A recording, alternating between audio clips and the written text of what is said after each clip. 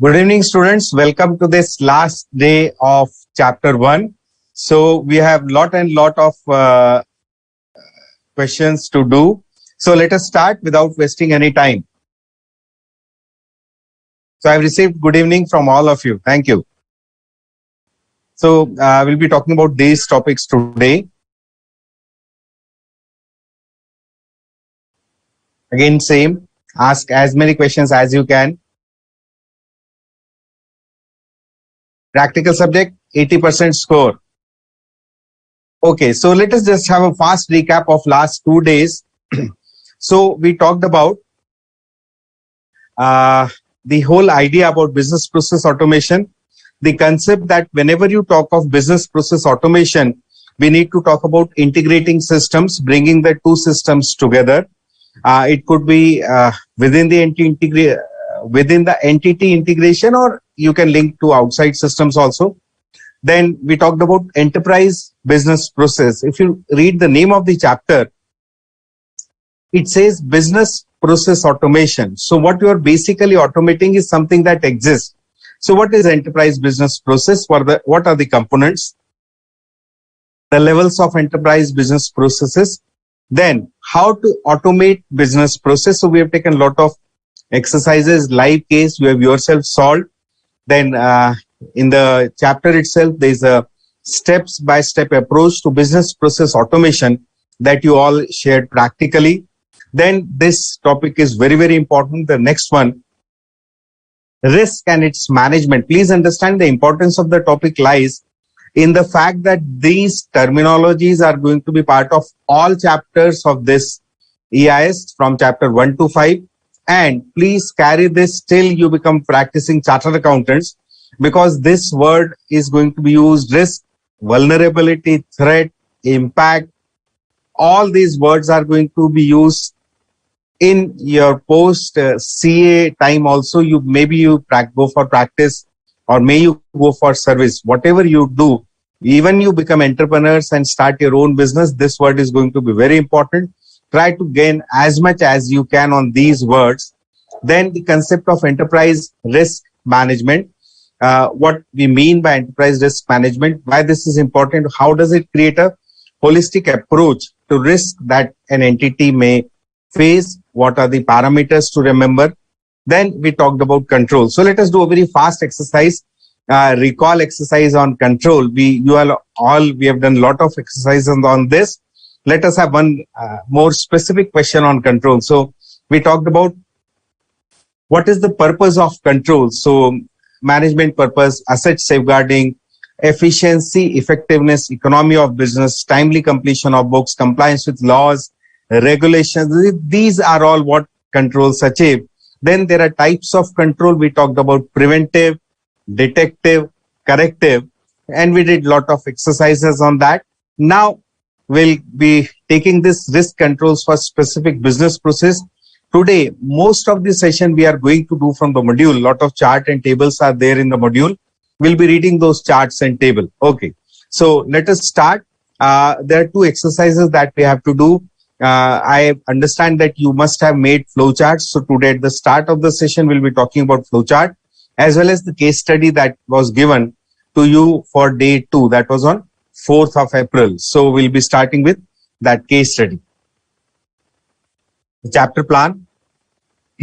Now, kindly go through the case study. Allow me to read any queries that you might have put.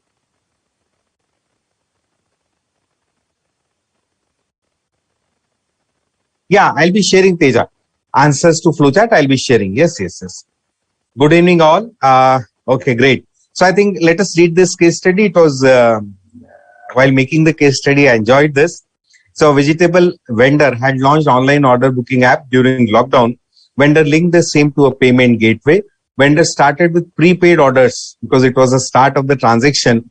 So the vendor decided that all payments will be prepaid. Then app customers could place order 24/7. So you could place order till 12 in the night. Customer could select delivery slots on the next day. So tomorrow you can have 3 delivery slots. Customer need to collect packages from shop. But the only issue is that the vendor mandated customers to collect from the shop. So it was not a home delivery process, but it was good. In the current year, 2022, now as COVID goes down, vendor added following features to its service. What is the feature? Home delivery for orders in excess of rupees 400. So anyone who places order for in excess of 500 rupees, the vendor delivers it to the home of the customer, and accepting cash on delivery for orders so delivered. So people who take home delivery, they can have an option of cash on delivery payment also. So a feature of COD, cash on delivery, was allowed to in the current year. Now, what did the vendor do? This was the best part. In current year, vendor took help of a chartered accountant and generated following reports from the app. So see, please understand, when you have data that is available, you can make very intelligent analysis of data. So what that vendor did, vegetable vendors, please understand, things are getting very much streamlined.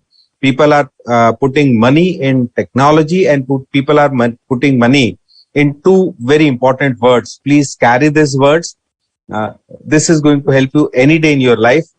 Data analytics and business intelligence. Carry this word. This is part of your syllabus also.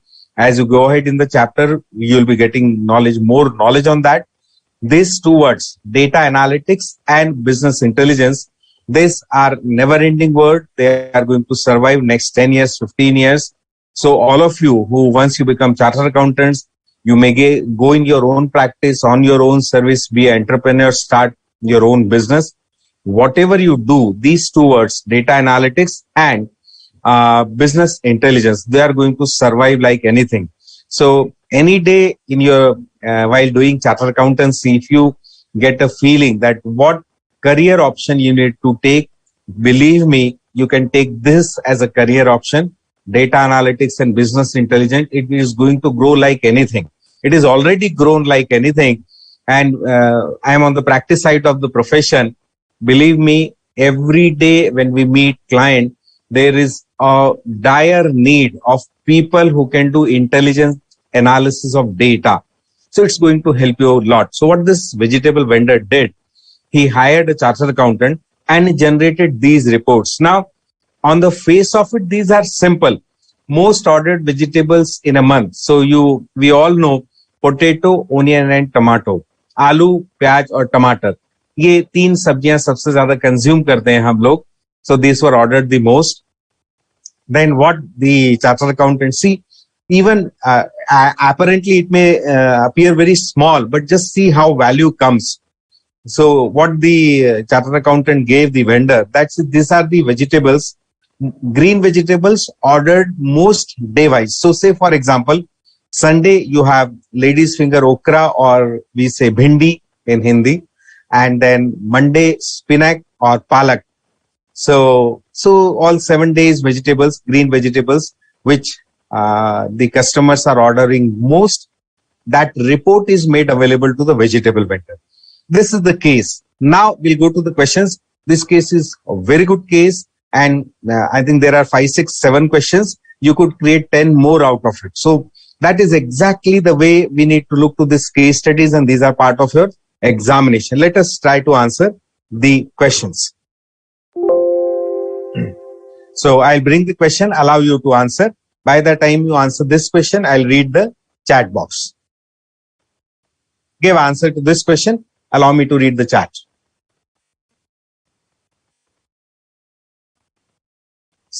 Good evening to all.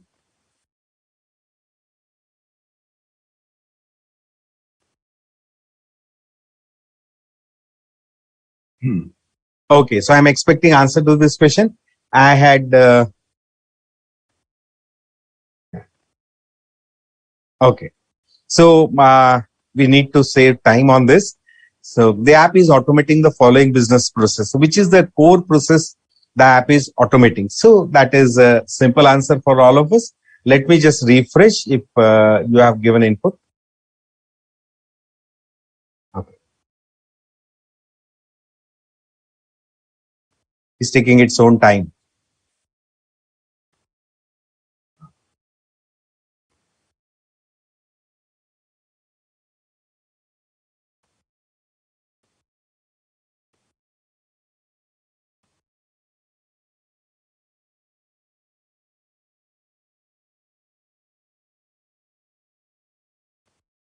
Good.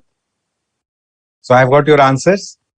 B, order to cash. So Prakshali, Samruddhi, Shrinjani, Mukta, Milton. Yes, so all have, others must have answered, but it is just not updated. Good. So B. So that is easy. There's few questions which we will be discussing. Okay. Next.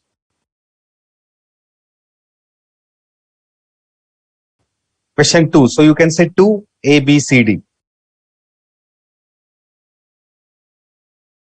So the report generated from app will help with the help of CA is basically what? Which management process does it denote?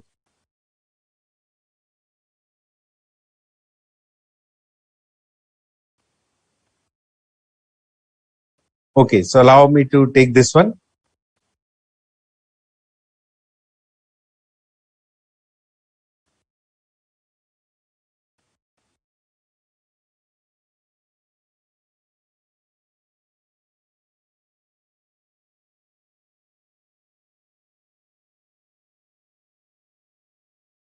Okay.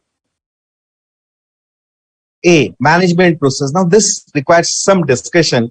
See, what exactly would you call as a management process?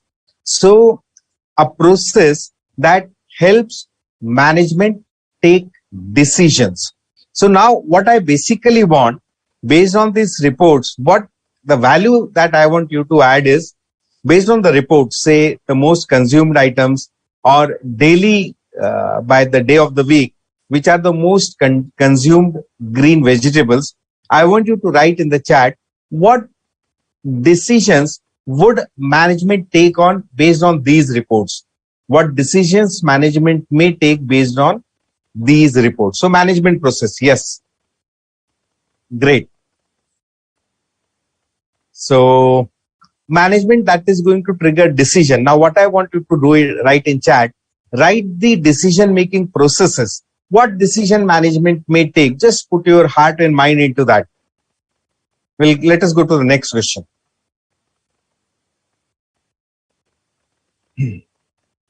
So in fact, that is a question. Okay. So you can answer this question. Based on the report generated, what actions vendor can take? Okay. So just give answer to this. So I probably gave a guess to the next question. Yes, it's a very good question to answer. And see, this is what we need to learn about, that the way you create a decision making system. See, as good, whatever information you can generate, that has a decision making value. So let us take the answer to this question. Yes. So answer is C. Based on the reports, what the vendor may do, he or she may approach wholesale vendors and he can have a bulk buying or advance order, maybe pay, because generally vegetable business is cash business. So he can approach the vendor and ask the vendor to provide me a bulk discount pre-order so that the availability is ensured when the customers are there. So customers will not be forced to go because there was a stock out position. So that is what you can learn. Then, so next question. So I'm doing this because we want to save time. We have lot to discuss today.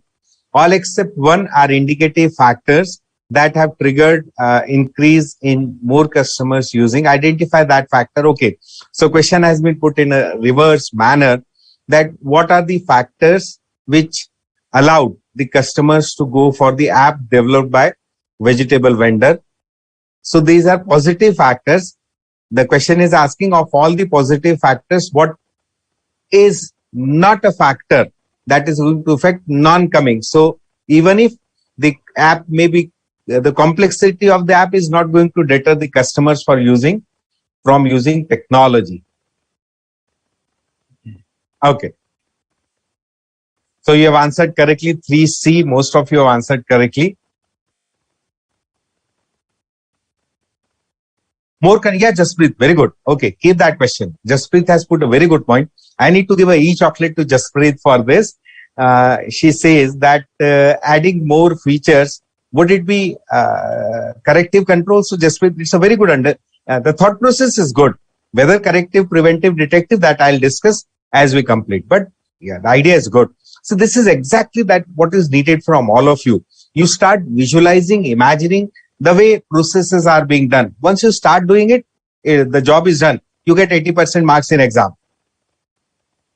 Okay. So complexity is not going to deter. People are still going to come. This is not the answer. Okay. So arrange the following store activities in sequential manner. So check orders, make payment, check payment, deliver package. So you have to select from A, B, C, D, the chronology of the steps. So allow me to bring the answer because you already read the question. So I presume what we can do a reverse manner, you check your own answers. And what you do at the end of this MCQ, you say that out of 7 questions, how many you answered correctly. Okay. So the correct answer is B. Let us read B. Check orders. Then third step is check payments because it was prepayment. Then make packages. So you assemble based on order and then deliver packages. Great. So today we'll have a score check. How many of you got correct out of 7 because the case study was already given to you. Okay. Then use of cash on delivery as payment mode leads to increase. Yes. So when you have cash on delivery, so see, whenever you add a feature, see, this is exactly what the whole chapter is about. You add a process is going to have risk, vulnerability, threat, impact. Then you need to have control. So when you add cash on delivery, what is one thing that is added? Vulnerability comes up. So what you need to have? Controls for that. You need to mitigate that. So this vulnerability has to be mitigated. Because see, cash, it can be defalcated. The defalcation risk is very high. So 7th question is linked to the 6th question. If the defalcation risk is there, what you do? You implement controls. So we have done the case study. We have done that case study. Now what you can do out of the 7 questions asked, you put your score. It is a truth-telling location. We always say the truth. So you can say I scored 5 out of 7, 6 out of 7, 7 out of 7, as the case may be. Be truthful to yourself. Okay. Now we'll go to the flowchart part. I'll show you the answers of the flowchart. This is our chapter. Okay. Today we want to talk about risk and controls for specific business processes. Now what I'll do, because today flowchart is also part of the discussion. So what I'll be doing, the solution to the flowchart, I'll show you as a part of discussion itself. So let us go with the flow of the chapter itself, risk and controls for specific business processes. Today we are going to read a lot from your module. Then, what exactly we are looking at? So, suitable controls should be implemented to meet the requirement of the control objectives. The controls could be manual, automated, semi-automated. There is a flowchart. We have talked about this. The idea is the risk has to be mitigated. The impact has to be reduced. Based on the scenario, the controls can be preventive, detective, corrective. We all have discussed. We know the concept behind this. Preventive control prevent risk from actualizing or converting. Risk को जो होने से रोकेंगे वो preventive. Detective controls detect risk as they arise. Detective control वह होंगे जो risk के होने को बताएंगे, प्रदर्शित करेंगे, कैप्चर करेंगे. Those are detective controls. And corrective controls facilitate correction. If you want, you can write one more line to this. Corrective controls are put in place to reduce the loss impact.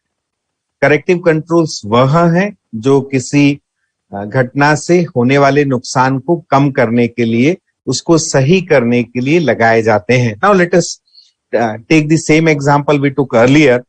Fire is a risk. So we talked about what is a preventive control against fire. Fire-proof material, fire-proof cabinet, no smoking zone, compliance with rules and regulation. So that is preventive. Preventive means which prevents occurrence of the event, occurrence of the disaster, occurrence of the incident. What incident? Which may lead to loss. Second is detective control. Detective controls which detect. So we talked about, suppose fire is a risk. What are detective controls? Fire alarms, smoke detector. In fact, just as an example, next time you go to a theater or a big size hotel or a big size departmental store, just look to the ceiling up. So you will find small circular discs which are protruding out from the ceiling. Ceiling से ऐसे circular disc आपको दिखेंगे. Those discs are basically smoke and fire alarms. So that is detective control. Then corrective control. So again, corrective controls we talked about, which facilitate correction. So if there is a fire, corrective control we have talked about, like fire extinguisher. I said those controls put in place which to reduce the impact. So you can have fire extinguisher to reduce the impact of loss that may occur due to fire. So that becomes corrective controls. So preventive, detective, corrective. In the previous MCQ day 1, there was a question that you have answered. Password is a preventive control. Okay. Now, so this is how you place controls. Then in computer system, control should be checked at 3 levels. Now, this is a very, very important discussion. Whenever I say very, very, that means this terminology is going to appear in more than one chapter of the 5 chapters you are reading. So you can always tick it mark. Okay, have I put it correctly? Great. So configuration, masters, and transaction level. So we'll take one by one. I try to give live examples on this. This is, please understand, your understanding of these 3. Which one? Configuration, master, transaction level will improve your performance as auditor during your articleship. Have I said it correctly? Your understanding of these 3, configuration, master, transaction level controls, will improve your performance as auditor during articleship. And once you become chartered accountant, and those who go in for practice, you are going to do phenomenally well if you can understand these 3. So I'll be sharing something good on these 3, configuration, masters, and transaction level. So I'll complete these 3 definitions and then we'll go for your queries. Now, what is configuration? So what I'll be doing, I'll be giving live examples. Okay. Configuration refers to way a software system is set up. Please understand. Suppose I say Finacle. So Finacle is a core banking system by Infosys. There is by Banks 2000, there is FlexCube by other companies also. Finacle I am referring because most of our public sector bank use Finacle. Okay. Now, why this example? Finacle is a software created by Infosys and used by 10 different banks. Each bank is going to have a nature of business. So when they buy Finacle, they tell that, okay, this configuration setting you need to do. Let me bring another issue. Reserve Bank of India has given licenses to specialized category of bank. Like you must have heard concept of payment bank. See, important because this is all part of a chapter 5 also. Payment bank. Reserve Bank of India has given license to small bank. So small bank. So what is how you call a small bank? Small bank. So Reserve Bank of India in the license term says that small banks are those banks, say for example, which cannot give term loan in excess of 1 crore of rupees. Or small bank are those banks which cannot give foreign currency loan. Good. Now that small bank is also going to use a software, say Finacle. State Bank of India, Bank of India, Central Bank of India, they all use, say, for example, they use Finacle. Now, same software used by multiple banks, but the operations are different. Let us compare public sector bank to small bank. Public sector banks have license, they can give foreign currency loan, but small bank cannot give foreign currency loan. So when a small bank buys Finacle, in its configuration, what it will say, it will tell Infosys that we do not want foreign currency loan module. We don't want that as a part of configuration setting. So that is not there. That is how you, so configuration is the purpose the software wants to achieve at the top level. Let us see. Configuration refers to the way software is set up. Setup means stop first. Configuration is a methodical process of defining options that are provided. Options, suppose I am a small bank, what option I will not have? Foreign currency loan, foreign currency transaction. When any software is installed, various parameters are set as per policy. That is configuration. Let us say examples. Mapping of accounts to front-end transaction like purchase and sale. So it could be linking of the debt parties as creditor, as debtor. Control, creation of customer type, vendor type, year-end processes. Like in bank, they've got something called year-end processes where like minimum balance charges are levied at the end of the year. So that configuration. Then user activation, deactivation, giving rights to users in the system. User access privileges, what a person can do, what a person cannot do. Password management. So like we talked about day before yesterday, that passwords, there is a mandate to change password. So someone may forget the password. We also forget. So there is a button, forget password. So that management is done by configuration management. Very, very, very important. Okay, first. Second, masters. Now you have defined vendor types. Now how they are going to work, you are going to define in the vendor master. Say for example, in vendor master, you can say credit period. In vendor master, you can say whether this vendor is covered by TDS provision, tax deducted at source. So if that vendor is covered by TDS provision, if the payment exceeds the limit as specified in the respective section of Income Tax Act, the software has to tell you that this payment requires TDS to be made. Vendor master. Then you can fix credit limit that you are going to pay bill on the end of the 30th day or at the end of the month or first week of the month. So you create those capabilities. Then vendor master. I'm only in vendor master. Whether the vendor is covered under GST. So if the vendor is covered under GST, the vendor is going to give you GST invoice. Then if the vendor gives you a GST invoice, you need to define the category of GST invoice or category of vendor in GST. So I'm giving you this. You tell me that now this is a question to you. If you're defining a vendor, the vendor is covered under GST. What other thing you need to update that vis-a-vis that GST vendor? What you need to say something more to ensure that your credits of GST are correctly taken.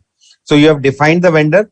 You have said that the vendor is GST registered vendor. You have given the GST registration number of the vendor in the software. There is one more thing that the software is going to ask regarding GST. So you tell me what that one thing more will be. I have given you a hint that is linked to whether you can take GST credit or not. Okay, I'll wait for your answer. Then same. So vendor is liability side, customer is asset side. Same configurations for customers. Material master. See, please understand this is very, very, very important for manufacturing entities. I just made, in fact, today's questions that I have given. If we will find time, then today's MCQ will solve today only at the end of the day, at the end of the class. So in that, there is a concept in material master that you call as inventory level. So I'm giving you three options. So second question, first question you are answering GST vendor. What additional definition you need to give? Second question you are answering material master. There are three levels of inventory: maximum, reorder, minimum. There could be more, but generally three: maximum inventory level, reorder level, minimum level. I want you to tell me reorder level by value lies where? Lies where means, is it higher than maximum? Is it lower than maximum? Is it higher than minimum? Is it lower than minimum? So what you need to do, you have to tell me reorder level falls where between the three. What are the three levels? Maximum, reorder and minimum. This definition need to be given in material master. Once you answer this question, I'll tell you the impact of this definition to be put correctly. And then employee master. We have already done an exercise on employee master. We talked about 4 fields: name, date of birth, name, date of birth, salary, and address. And then I asked you a question that which of the 4 fields once created will never be altered. You all answered correctly, date of birth. So that is the importance of masters you create. Believe me, your understanding of configuration, your understanding of master is going to make you phenomenal auditor during your articleship. I'll be asking question. I'll allow you to understand. Okay, I'll be bringing. Let us have definitions. Then we'll do a practice. I told you our subject is a king subject. It comes on top of all subjects of Enter. Whatever you learn there has to be applied here. That is the point. Master configuration. Let us go ahead.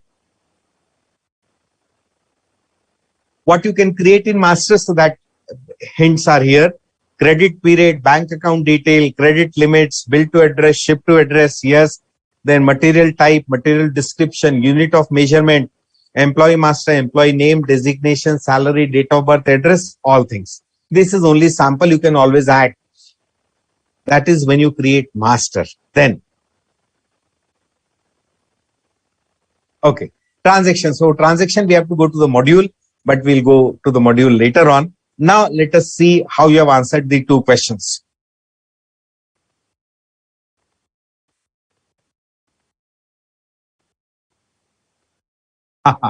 So, okay, good. So, I'll not read the name. Okay. Okay, because you have been truthful, so I need to ensure that I don't share the names, but let me share the numbers. So 6 out of 7 out of 7. 6 out of 7, 5, 6, 4, 6, 4, 5, 5, 5, 4, 5. Great. 3. Don't worry. 6. Okay. So most of you have answered 4 and above. That is a very good. So 4 and above means 60%. Great. Good. So Himanshu says very good. That cash on delivery may be risky proposition. So what I may do, I may go for digital payment. Yes, vendor has given an option. Very good. Very good, Himanshu. Then Sumriddhi has put decision procurement. Good. The decisions that the vendor can take. Very good. Fire alarm is detective. What is purchase procurement, Mukta? Okay, so purchase procurement is basically, say I'm a vegetable vendor.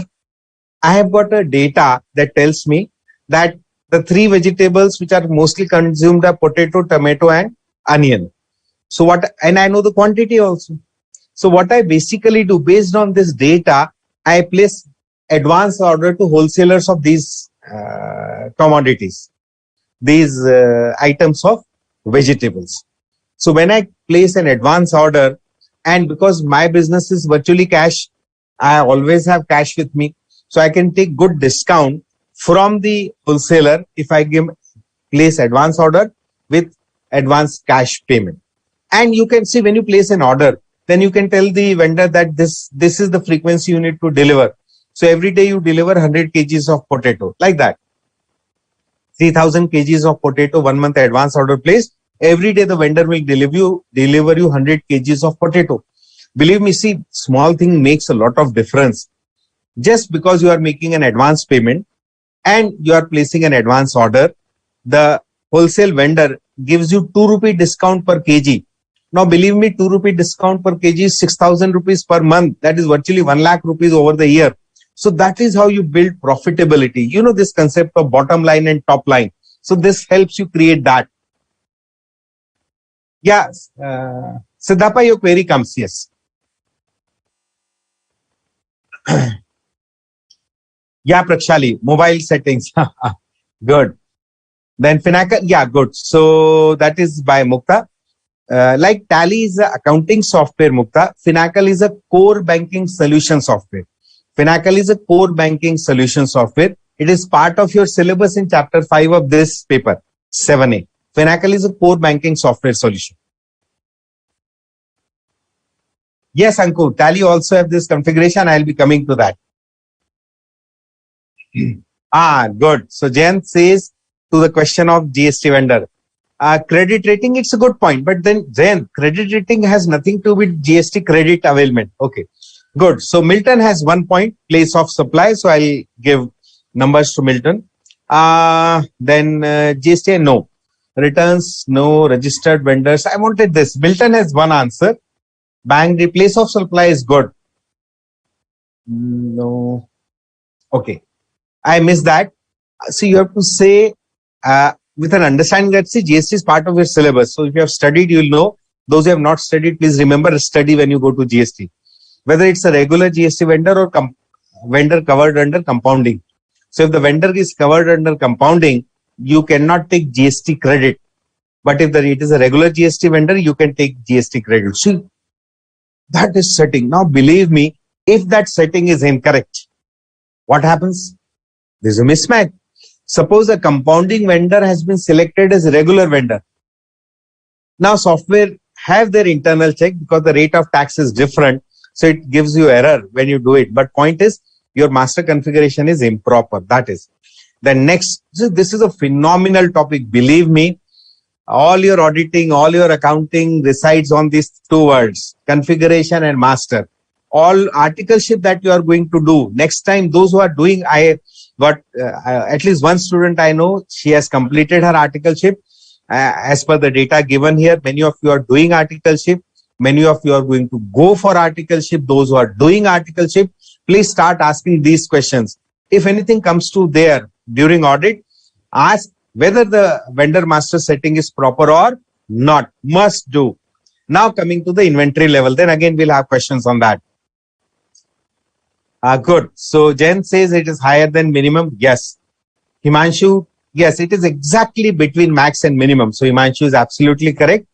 No, Sheikh Almas, if I pronounce that correctly, reorder level is higher than minimum and lower than max. So it is in between the 2.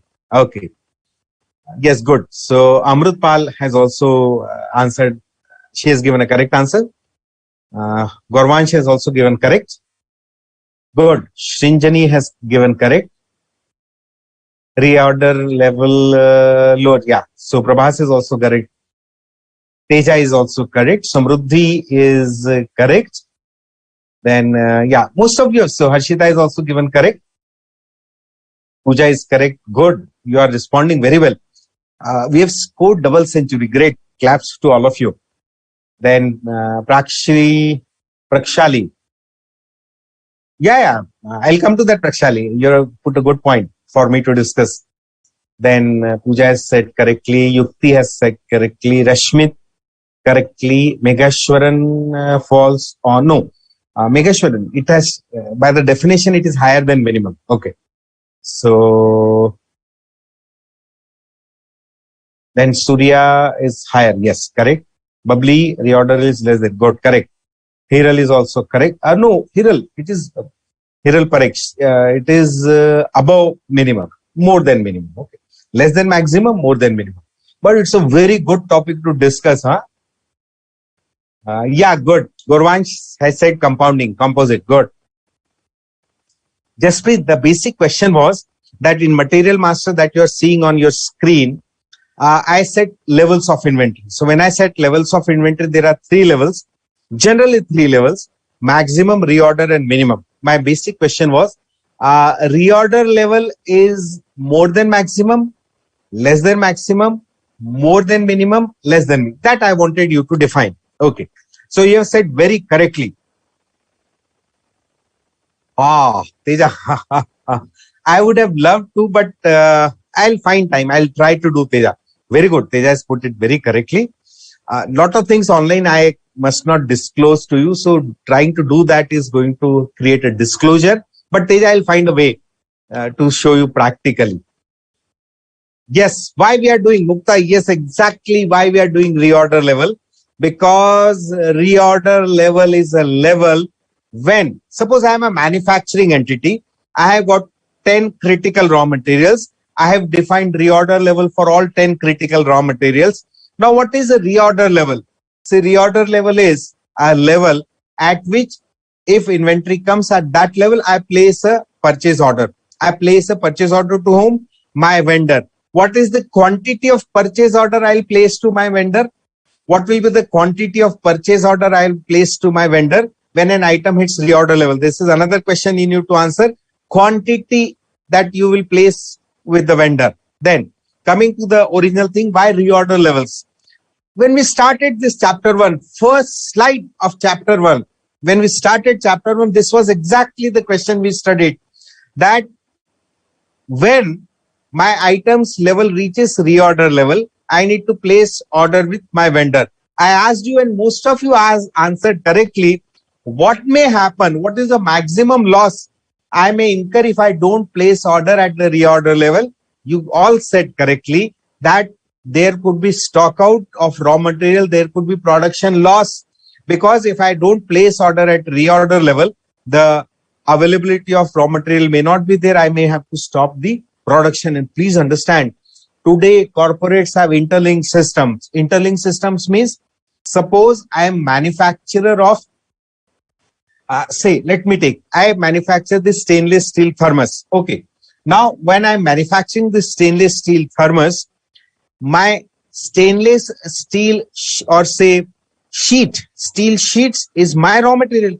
I buy the sheets, then give shape, create insulation and sell. Now I have got reorder level for my sheets. So whenever that sheet hits reorder level, automatically to my supplier, say for example, Tata Steel Authority of India Limited is my supplier.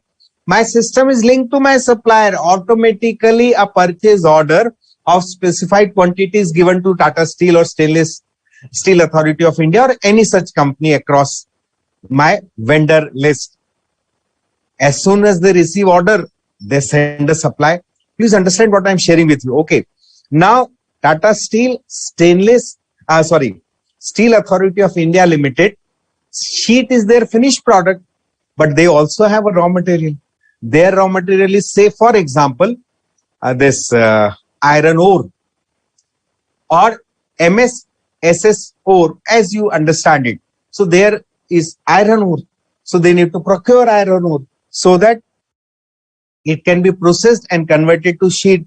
So they have reorder level of their iron ore and it is linked to the iron ore supply. See, look, the chain is going. You know what you call this? You are going to read about this chain. Supply chain management, SCM, supply chain management. Now, the point that we wanted to understand was please understand what you are learning. So you had maximum level, minimum level and reorder level. If my levels are incorrect, it's a disaster. If my levels are incorrect, it is going to be a disaster in making. That is why this configuration setting is important. And believe me, as an auditor, because you are absolutely new generation chartered accountants, you have to be technology driven. Doing a financial audit has to come later on. First, you need to see configuration and master audit, whether configurations and masters have been correctly made or not. That is what your audit has to look like. That is why this topic is so much important.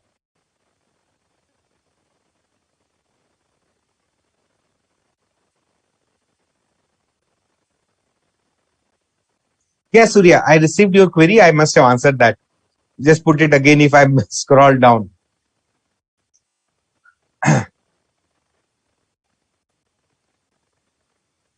Great, Gaurvansh. So Gaurvansh says we studied it today. My God, so we are linked. So that means there has to be integration of faculties also. Huh? So that becomes an integrated system, process automation. Great. Yes, so most of you have answered correctly. Economic order quantity or reorder quantity. There's a calculation to EOQ, ROQ that you are going to study in costing, not part of this subject. That is how you link.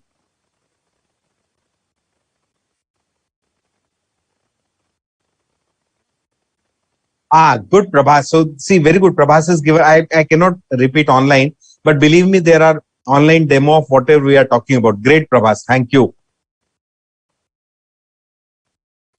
Yes. Great. So it makes an integrated process. That is what we need to learn. That is what is the importance of these configurations. Great. So that now I am doing this discussion. Now we are going to move to the module. So we'll all open the module and then we'll study from the module all transactions. Great.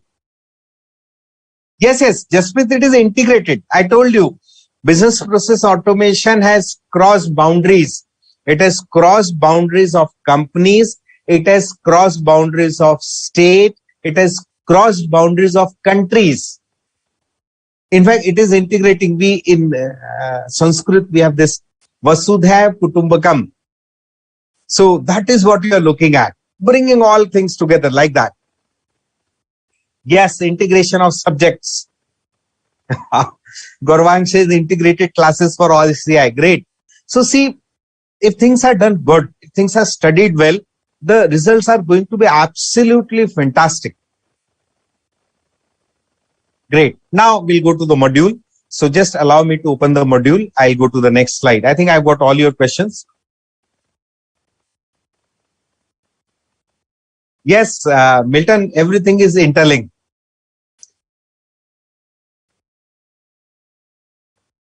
Yes, I got Prabhas. Okay, you are all attending Institute's Board of Studies classes. So I think Gaurvansh also said that you studied it today. So just allow me to open the module. I'll just bring that.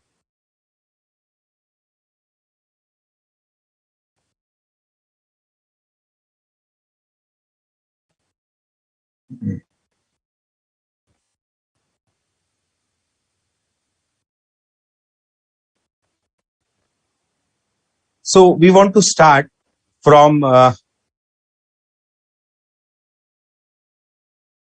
just give me a second.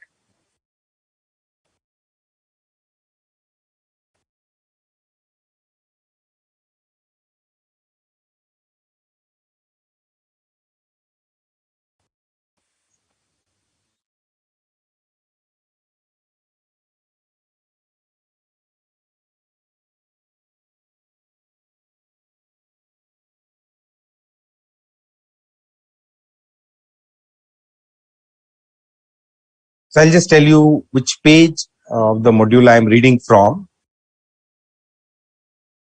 All transactions.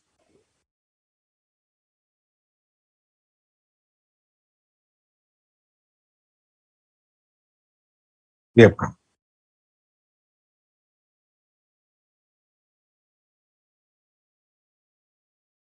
Here is transaction. So I am on modules page 1.46. Yeah. So I'll just read. Transactions refer to the actual transactions entered through menus or functions of the software. So we'll take transaction one by one. Procure to pay, risk and control. So what we are basic. So procure to pay. So what we'll do, we'll first define the transaction, what exactly we are meaning, and then we'll go to the risk and control table. We'll try to see these tables are very, very important because these are going to form why we need to put some more weightage to these tables first. Basically from academic understanding for your exam purposes, and believe me, I've told you, your understanding of these tables is going to help you once you become chartered accountants, start your business, start your practice, or go in service. Wherever you are, this is going to help you a lot. So procure to pay is a process of obtaining and managing raw material needed for manufacturing a product or providing a service. So procure to pay. So it's basically, so I took this example that I've got raw materials which I'm manufacturing. So when I place order, then that process is called as procure to pay. It involves transaction flow of data that is sent to a supplier. See, exactly the same example we talked about. That steel supplier, what Jasprit was talking about, integrated system. So it is there. So please understand, integration of system has crossed boundaries of companies. From intra-company integration, now you have inter-company integration, and that goes across the countries like that. Using automation, it should be possible to have a seamless procure to pay process covering complete life cycle from point of order to payment. Point of order means I placed an order, I placed a purchase order. We saw that diagram where automatic, semi-automatic process was shown in the module itself. So from one end to the last end, procure to pay. Now go to risk and controls.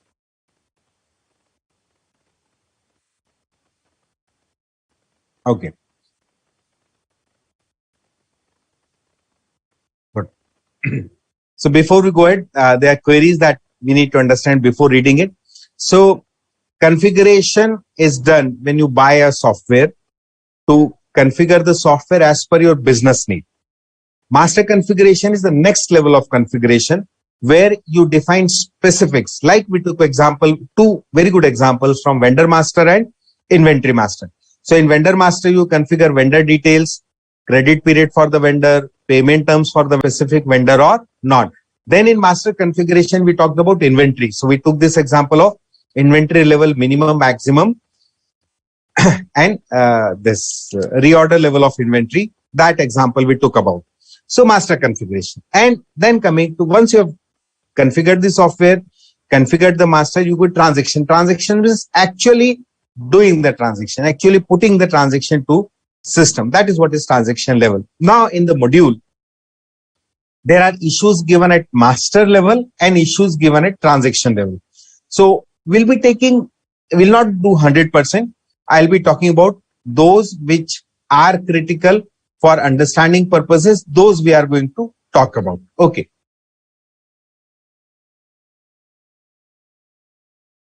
Let us continue. Now, see what we're basically looking at. This discussion for master was basically trying to understand the importance of it. I've told you, believe me, see the month that we are in, allow me to have this water. The month we are in, April month, all across India, many chartered accountants are busy in one very specialized audit that we call as statutory bank branch audit.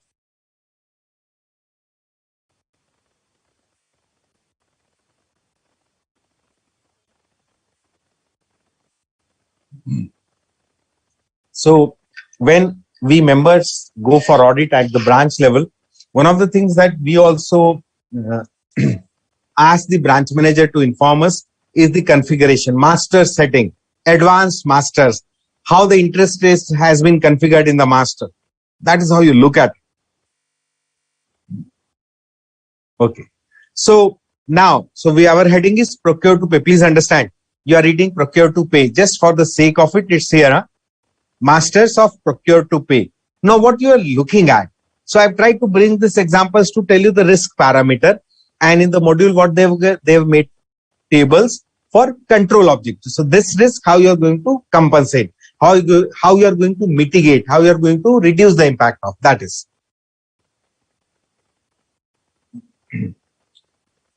So now please understand, few of the risks given are so big that we can have 1 hour discussion on that one line, but then we don't have time for that.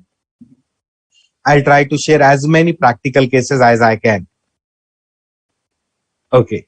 And the risk it is written, please understand, few risks, they exist. Please first understand, every line that is written is out of a practical experience, a practical finding, a real fraud, a real error that has occurred somewhere in the world. Now, if this error has occurred, that means the impact must have been disastrous. Let us read. Unauthorized changes to supplier master file. Just guess, we talked about GST. I'm just giving an option. My vendor has a GST number. My vendor is a regular GST vendor. That means whenever I book a supply, I can take GST credit. So I take GST credit. If I've taken the GST credit, someone inadvertently has access to master. He or she changes the vendor to a non-GST vendor or changes the vendor to composite or compounding vendor. That means what? I cannot take GST credit. Important. Now, please understand, there is a click.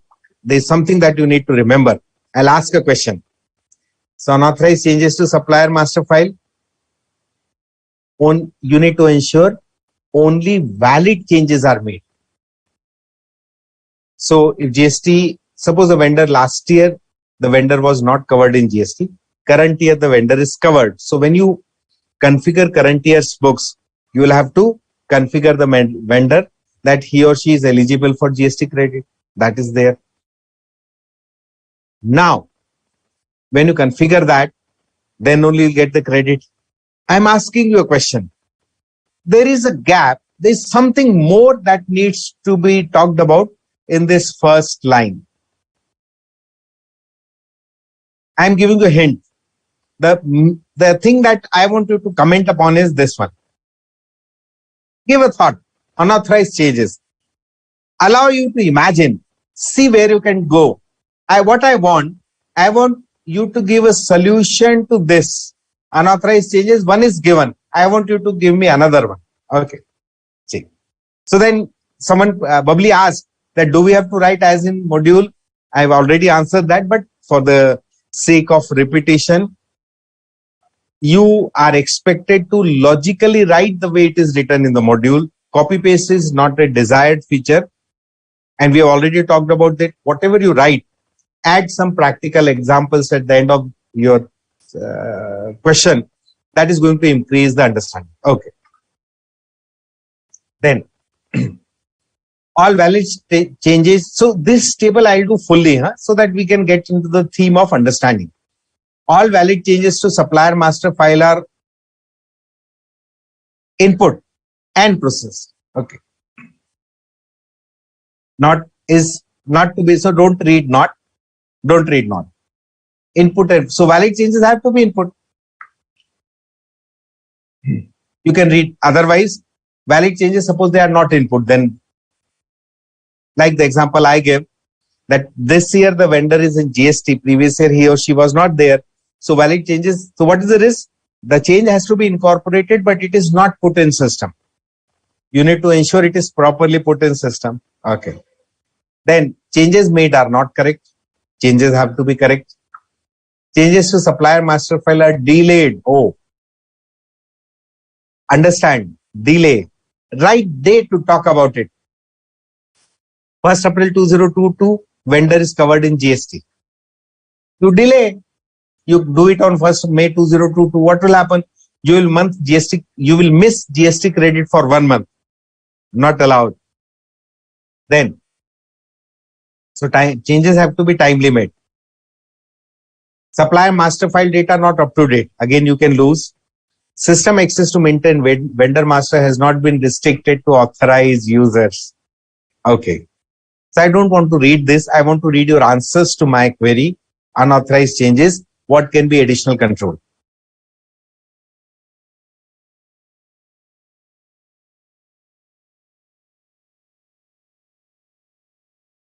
Yes.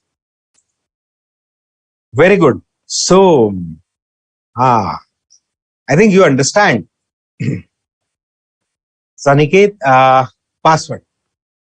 So you, now see what I want you to get. You all answered correctly first. So my claps to all of you. So your understanding is improving. So you understand it. Okay? To the issue that was brought in, say, cell 1 of risk, the solution is in last cell. Now read the solution.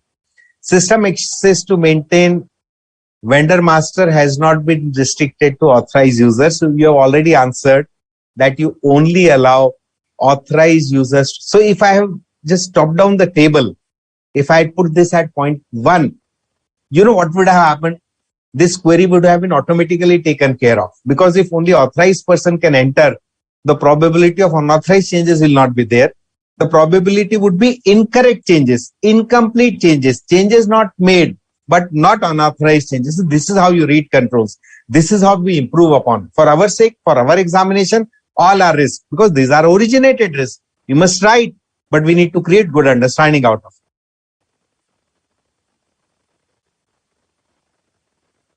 Yes, Mukta, you can have OTP related validations. Very good. So we have talked about Procure-to-Pay. What is Procure-to-Pay? Procure-to-Pay is basically my purchase cycle. What is my purchase cycle? When I purchase an item, when I place an order to my vendor, vendor supplies me the goods, I generate a good receipt note, check the quality, make the payment. Procure-to-Pay. So that is what the cycle is about. So we have talked about first set of risk controls to Procure-to-Pay, that is master. Second set of risks to Procure-to-Pay, that is transaction. So for this, one will do 100%, others will do selective. Okay. So what we are reading? Transactions procured to pay. Okay. So first one you all understand. So first one you have the solution also. Unauthorized purchase requisitions are ordered. My God, product is not needed, you have ordered. Now, the control objective is correct. Purchase order are placed only for approved requisition. I want you to tell me, suppose there is a capability that unauthorized purchase orders are placed. What additional risk, what additional loss entity suffers when you place additional purchase orders not needed, unauthorized purchase orders? Okay. Try to answer. The question is, when unneeded purchase orders, purchase requisitions are put in place, ordered to vendors, what additional risk beyond what is given comes to the entity? Give a thought to it. Then, next is purchase orders. So now what I'll do, only read the risk part, because solution we know. Purchase orders are not entered correctly in system. So what is incorrect entering? Incorrect entering could be wrong quantity. Incorrect entry could be wrong value. I got a phenomenal example on this one. Incorrect entry, I'll share. Okay. Then purchase orders are not input. So if you don't place a required purchase order, stock out, production loss, customer returns, customer goes because you don't have the finished goods to deliver. Then fourth is a fraud. It's a fraud. Amount posted in AP, account payable, for goods and services not received. Account payable means many entities, many systems work on vendors. They call it account payable on the liability side. So those you have to pay. It's a fraud. Poor controls. Think about how this could have happened. Fourth point. It's for you to answer. Next. Then calculation not proper. So this has to be avoided. Calculations have to be proper. Amount for goods or services received are not input. This is a reverse case, that you have received the goods, you have received the services, but you have not created account payable. So if you don't create account payable, the vendor payment will not be timely done. If vendor payment is not timely done, vendor is going to make a phone call to you, I want my payment. So your credibility in business, in market is affected. That is, these are the impact of it. What is the solution? Whatever goods and services are received, they need to be put on account payable. Just for understanding's sake, please understand that the way systems are integrated today, everything is part of system. So your purchase requisition is part of system. It is integrated to purchase order, integrated to stores, linked to purchase order is linked to your vendor, directly delivers to your vendor. Vendor sends a goods received, vendor supplies you the goods, you receive the goods, create a goods received note or a material receipt note. Based on that, you create a purchase invoice. So everything is part of the system. What is going to be left out is what a mistake may happen, that the person who is authorized to create a purchase invoice from goods received note does not do it correctly. So the linkages are there. Someone is not doing his or her job timely and correctly. That is the loss that you are suffering from. Okay. Good. This you have to answer. Amount for goods or services received are recorded in wrong period. Which key audit word you learn when you read this? Which word from auditing? You are in year-end process, 31st March. Which keyword in auditing I am talking about? It appears in SA 500. It will appear. I can give you a hint. It is part of substantive process. Give me that word. This one. Try to give the word. Then accounts. So then solution you know. So I'm not reading the solution. Saving time on that. Accounts payable amount are adjusted based on unacceptable reasons. This is again a disaster. A fraud.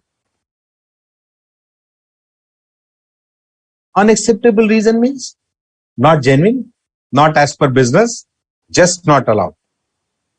And next is again very, very important, credit notes and adjustment not accurately calculated and recorded. Please understand, in GST regime, debit notes and credit notes have become very critical because they are also source document to avail GST credit and pass on GST credits. And in fact, in the period VUR, e-invoicing, so for GST, within e-invoice, credit note and debit note also have what they call as invoice registration number, IRN. So if credit notes are not being correctly calculated, it's a disaster. It creates a statutory non-compliance also. That statutory non-compliance is also part of this chapter. We'll be talking about it. Huge disaster. So this has to be also done correctly. Then next, all credit debit notes not put in system, they need to be put. Credit note and other adjustment are in wrong period. Same wrong period. You have to answer the word. Wrong period. Audit. Which word from audit I am talking about? Disaster, fraud. Payment made for goods not received. Next is again fraud. Disbursements are distributed to unauthorized suppliers. Fraud. Disbursement not accurately calculated. Mistake. Must be accurately calculated. Or disbursement not recorded. It is all against our accounting principles. I don't know, those who have senior members, means there could be someone who has an elder in the family who is a chartered accountant. Father is a CA, uncle is a CA, elder brother is a CA. So 50 years back when we did not have automation, this I'll have to do in Hindi. Okay. आज से 50 साल पहले जब accounting computer में नहीं होती थी, तब एक नियम था जिसको सब सेठ लोग बोलते थे अपने मुनीम जी को कि इस नियम का पालन करना। क्या नियम का पालन करना? पहले मैं हिंदी में करता हूं, then I will do it in English. So the नियम वाज, पहले लिख फिर दे। किसी को भी पेमेंट करते हैं तो पहले लिख, मतलब खातों में लिख और फिर दे। 50 years prior to today, when manual books were there was no tally accounting system. When we had the Sethji and the Munimji, Sethji used to tell the Munimji that whenever you make a payment, first record the payment in books and then make the cash payment or make the payment. So pehle likh, fir de. That was 50 years back. And if it is happening now, please understand, our core accounting is based on any payment you make has to be first, before you give the cash, hand over the check, you record and then hand over. So first transaction is recording and then payment. If this is happening, it's a disaster. Controls are very poor. This is only for your understanding. Rest you have to repeat as given in the table.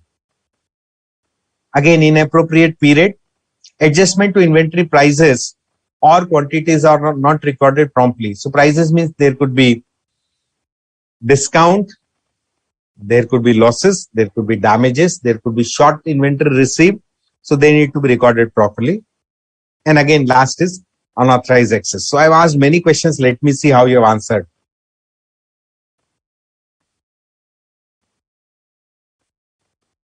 So unauthorized changes such as changing supplier GST number, yes.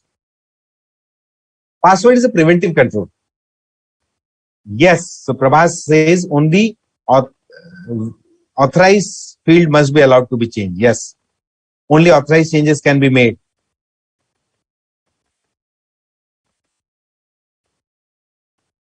Overstocking, loss of in, yes. Good. So when you place order for quantities not needed, overstocking, then if it is perishable product, you may lose, it may become obsolete, damaged, and it is going to involve your cash, your ordering, this inventory holding cost will increase, carrying cost, yes, good, working capital cost, storage, yes, high carrying order, very good. You all answered correctly, fantastic.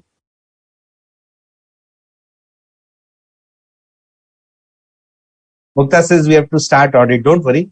Okay. Yeah, I got it. Got Vinay.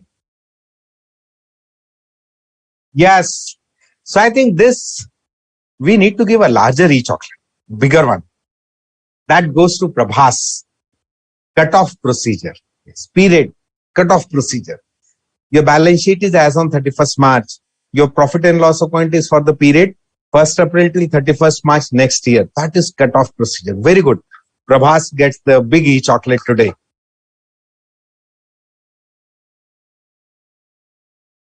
Arey wow, Muzaffar, fantastic. I enjoy that. I'll need to read what Muzaffar has given. पहले लिख पीछे दे भूल पड़े कागज से ले. Very good. Fantastic. Claps, Muzaffar. मजा आ गया. So see, this is how you do it. That is first, procure to pay. Now, because we are exactly at time, I think we can have our break before we start the next one. So we are going, it's 19:11. So we are going to have a 10 minutes break. Join after 10 minutes. So we are having a break.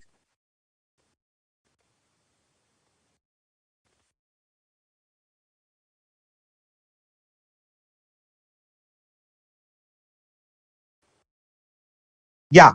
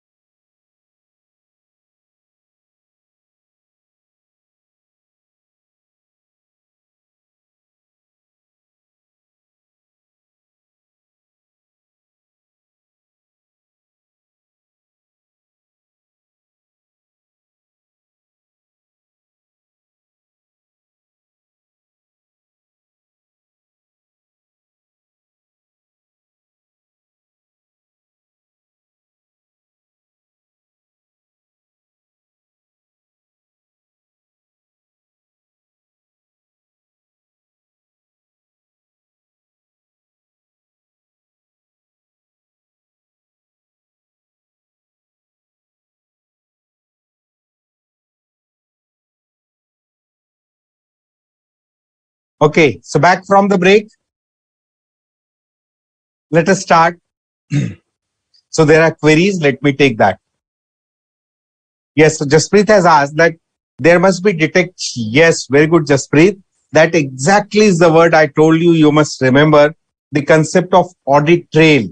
So what exactly is audit trail? Audit trail is where whatever actions are taken by individuals, they are detected, they are tracked. So that is what is audit trail about. Okay. So very, very important. Then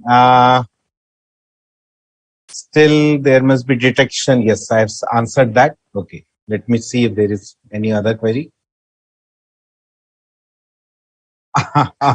Okay, Mukta, so we have done it more than once. So let us carry this ahead. Yeah. Next. Next is order to cash cycle, O2C. So it's a mirror image. What is procure to pay for me is mirror image. The other way for the vendor, order to cash. So it is a set of business processes that involve receiving and fulfilling customer requests for goods or services. So the other side of the transaction.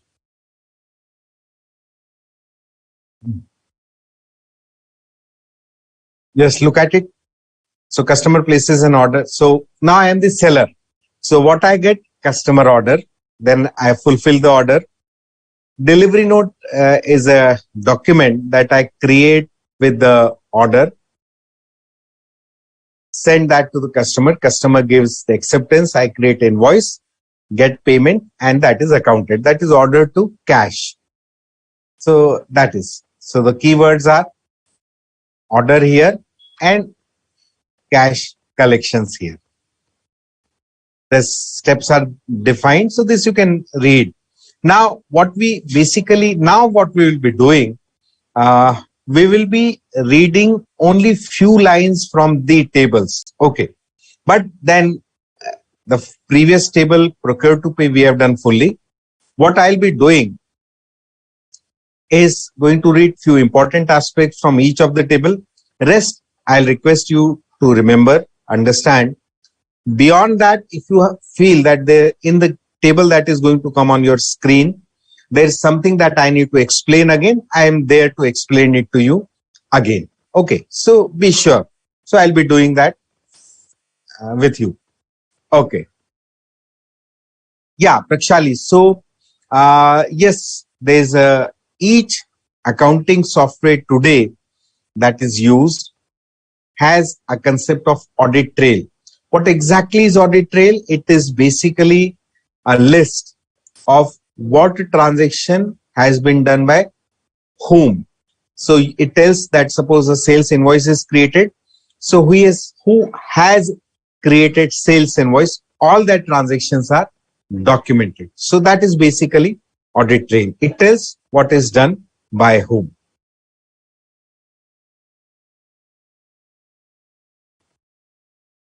Good. So Ankur, P2P, procure to pay is me. I am the buyer. Order to cash is you. You are the seller. So they are mirror images. So what is procure to pay for me is order to cash for the other person from whom I am buying. So it's mirror images. Two transactions at two different ends. Okay. Now, so again, first risk at master level and then risk and controls at transaction level. So what I'll be reading, we have read. So if you read the tables properly, you will find that there are four similarities. Okay. In the table for procure to pay, we talked about vendor master. In table for order to cash, I'll be talking about customer master. So if you can link that way, if you can create mirror images in your mind, remembrance will be very easy. So there we talked of vendor master file. Here we talking of customer master file. That will do your job. So nothing to be read in the master part of this table. Disbursement means paying off, making payment. So yeah, I think disbursement must be a word here. Okay. Disbursement means to pay. Disbursement means to pay. Like so, masters mirror image from procure to pay. So we have talked about this. Let us go to the transactions. I'll just take one or two.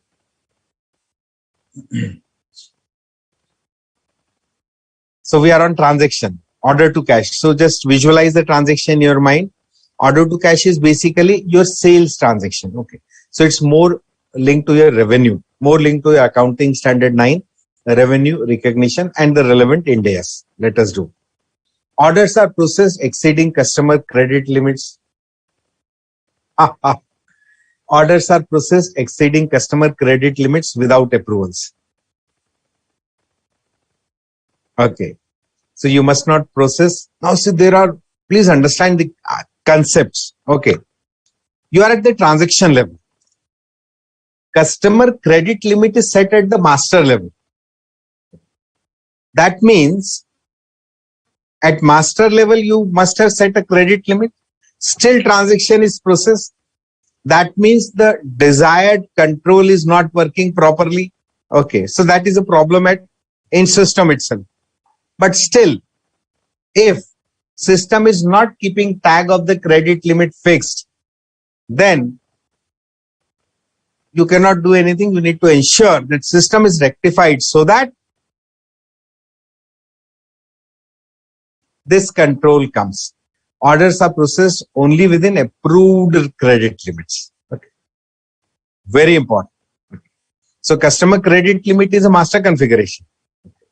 So if this mistake is happening, so there could be 2 or 3 reasons at master level. First, the restriction was documented that this customer is going to have, like in master you talked about the credit limit not properly fixed. So if you have not fixed the credit limit properly there, the error will occur here. So error at transaction will be sourced in master. The reason will be in the master level. Okay. Then orders not approved by management as to price and terms of sale. So any order that you accept and make a supply, there has to be pre-approval for the price and the terms of sale. If that is not happening, you need to ensure it happens that way. Orders and cancellation of orders are not input correctly. Again, disaster. So two very important aspects has been commonly dealt. Order. So if customer order is not properly put, revenue loss, I'll not be supplying that to the customer. Second, if cancellation is not put, so customer has cancelled an order and you have not updated the order in system, cancelled. What may happen? System may automatically supply. The goods are delivered. Customer may refuse to make payment. So it could lead to bad debts. That is. Just imagine, see, you are all auditors. Now, probably we must have read a word called as professional skepticism. So multiply each line with the worst possible scenario. सबसे बुरा क्या हो सकता है, हर वाक्य को उससे गुणा करके परिणामों को देखना है. What you need to do? Multiply by what worst can happen. Once you start multiplying, your understanding is going to go very well. Okay. Then next, this is again I'll have to read all lines. Order entry data are not transferred completely accurating to shipping and invoicing. What it means? The sales department accepts the order. We need to, what is the responsibility of sales per se? Accept the order, accept the price, accept the terms. Once order is accepted, they need to pass shipping instruction, dispatch instruction to shipping department, dispatch department. The shipping department as per the quantity received, because shipping department is not concerned with price and terms. Who is concerned with price and terms? Sales department, marketing department. They've approved, they've got the order, they've approved the price, they've approved the terms of sales, and now they transfer it to shipping department. What shipping department will do based on the details received, pack and ship. Now see what it's saying. That order accepted are not properly sent to shipping, what will happen? It will not be shipped. What is not shipped will not create a debtor. What is not a debtor will not convert into cash. And the person to whom you are shipping, just imagine the example I took of this steel thermos and supplier of the steel sheet. So this order to cash, you imagine at Tata Steel or Steel Authority of India, they receive the order and they are not sending detail to their dispatch or shipping department. So this Tata Steel, Steel Authority, or any company for that matter, does not process it correctly. Me, the maker of the thermos, will not receive the steel sheet. If I don't receive, I'll not be able to make in timely manner. If I am not able to make in timely manner, I'll not be able to supply to my customer. So I have a revenue loss. The reason for revenue loss is my vendor did not do the job properly. That is, just imagine the disasters you are looking at. So that was only one part, shipping. Now the next is again critical. So gap can be order is not processed correctly to shipping and shipping is not passing detail to invoicing. So gap can be multiple. Order received, sent to shipping. Shipping has dispatched but did not inform invoicing. So what will happen if invoice is not generated, debtor is not created, payment is not received? That becomes different set of problem. Just imagine what level of errors you are looking at. Okay. Then next is easy and I'm not reading. Next is important. Invalid unauthorized orders processed. Fraud. Then invoices are generated on unauthorized prices. Fraud. Mark them as fraud. They will help you in your audit. Credit notes I have already talked about. These have to be adjusted now. And see this disaster we have talked about. Goods shipped are not invoiced. I will not realize my payments. My cash flow will be hit. My debtors level will be very high. No. Debtors not created. Debtors don't exist in system. They have not been invoiced. You'll only create debtors when you invoice, you bill, you create a sales invoice.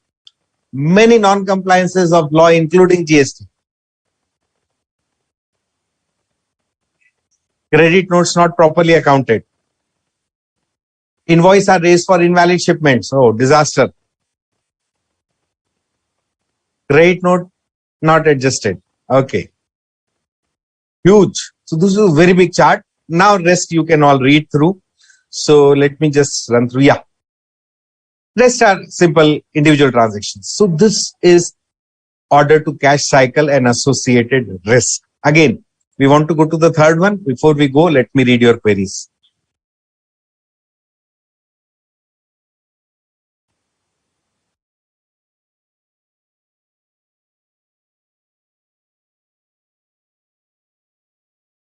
Hiral, you have not put a question. You have put a question mark. Please ask a question.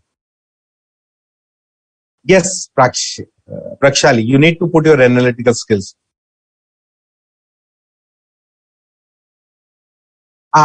Good, Amrutpal. Good way of remembering. So all the risks are compensated by just doing the opposite in the name of control. They're very good. This is exactly what is needed. Great. Very good.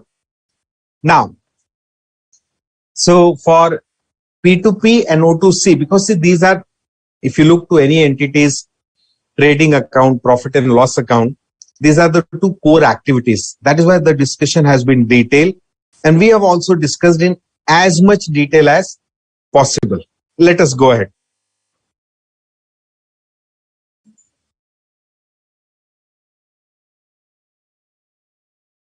Inventory cycle, most of it we have already done, but it is very important. I've already talked about the concept of balance. We have discussed reorder level minimum maximum, so you know it.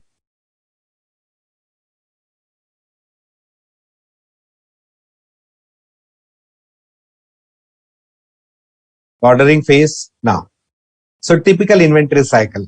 Now, so ordering is you ordered to the vendor. You received the goods, now your conversion. So raw material is being converted into finished goods. And now delivery. So if you look from accounting standard to inventory perspective, all aspects of inventory are covered here: raw material, work in progress, and finished goods. That becomes part of your inventory cycle. Then what it brings, the definition. So you can read the definition, nothing from my side. Let us talk about the risk and controls.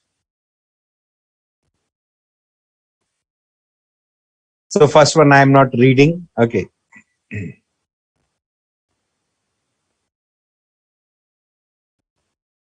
Second one, so invalid changes are made to master file. Invalid changes to inventory management master file are input and process. So master file changes are there, like we talked about inventory level. Then all those things need, so see, please understand, and please understand this is very, very important, because if you read P2P and O2C, this is all in between P2P and O2C. So controls have to be very, very, very critical. Changes to master, inaccurate, oh. Changes to inventory management are not promptly processed, very important. Inventory management master file is not up to date. Yes, I'll tell you an example. See, inventory includes all raw material inventory, work in progress, and finished goods. Say 1st April, or when we have the budget presentation on 20th February, so government many times changes the GST or applicable tax rates on raw material, finished goods, or items as per the GST tariff. So whatever changes are made, they need to be updated in system. So system configuration asks you, that is, suppose the same example, thermos. So steel thermos is charged at 18% and steel sheet is at 12%. On this is a rate difference. So my steel sheet is 12% GST, my steel thermos is 18%. Steel sheet for me is my raw material and thermos is my finished goods. Sheet 12 and thermos is 18. So the trade representations are made to government that due to mismatch of tax rate, we lose. So government, what they do, they, because steel sheet is 12, they make thermos also 12. Now when thermos, my finished product is converted at 12% GST, I need to update my inventory master, finished goods master. There I need to update my rate of taxation of that inventory. That is. So very, very important. That is masters. Transactions. This is going to be huge. We'll keep time, we'll save time. Huh? So I am not read all. I'll just read few which I consider as very, very, very critical. Okay.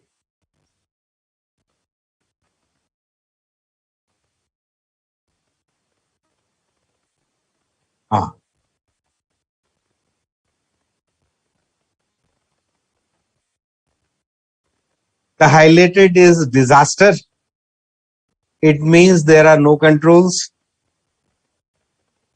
It's an impossibility in today's environment. Please understand. And if it is happening, now see, we'll make this big. So simple is raw material receipt accepted without valid purchase order. Only have purchase order to accept raw material. Done. Please multiply it. I'll tell you, this is a huge disaster. This disaster reflects poorly on controls, poorly on control environment, poorly on risk. The inherent control risk is very high, poorly on management, poorly on board of directors, poorly on audit committee. And if you as auditor find this happening, 2 auditing standards are hit. SA 260, 265, 313. 260 is communication with those charged with governance. 265 is communicating deficiencies of internal control. Believe me, if this is happening in an entity, it's a disaster. In Companies Act, I don't know whether you read concept of internal financial control. Nothing is there.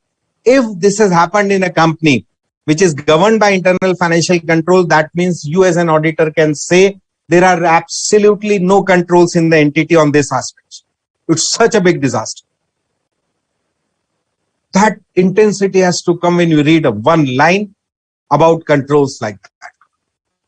Okay. Then next two are easy. I'll request you to go through them. Raw material not recorded promptly, must do it, because then your issuance to production, bills of material are going to be affected. So must do. This defective raw material not returned, you find in next time anyone, those of you are going for articleship, and if you are pledged, you are lucky to go to audit for a manufacturing concern, go to stores department. There is a separate location in store department they call as damaged defective stores. Ask them that this damaged defective store is internal damage or suppliers has supplied and you have not returned. Take my word, you will find items which have not been returned back to supplier. Next is again critical, transferred from raw material to production. The concept of bills of material.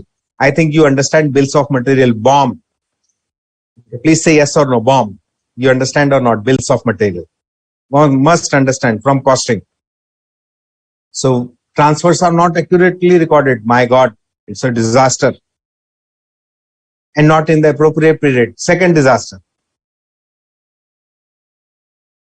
Expenses not recorded. Yes. Accounting standard 2 talks about conversion cost. It says that inventory valuation must include all expenditure incurred to bring the inventory to its present location and condition. So if you are not recording expenditure properly, the valuations are not proper. If valuations are not proper, profit or loss is not proper. If profit or loss is not proper, true and fair view is affected. Imagine what you can interpret. That is what is needed from you. Next is repeat, means completed. That was WIP. This is completed units not recorded. Return not recorded.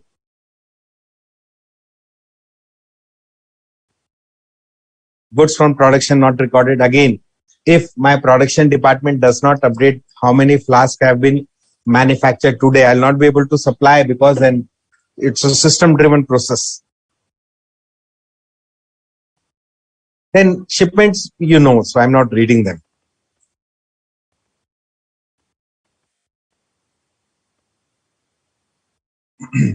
Shipments not recorded, inventory not reduced, cost of shipped inventory are not transferred. Okay. So this is, you know, let us read your questions.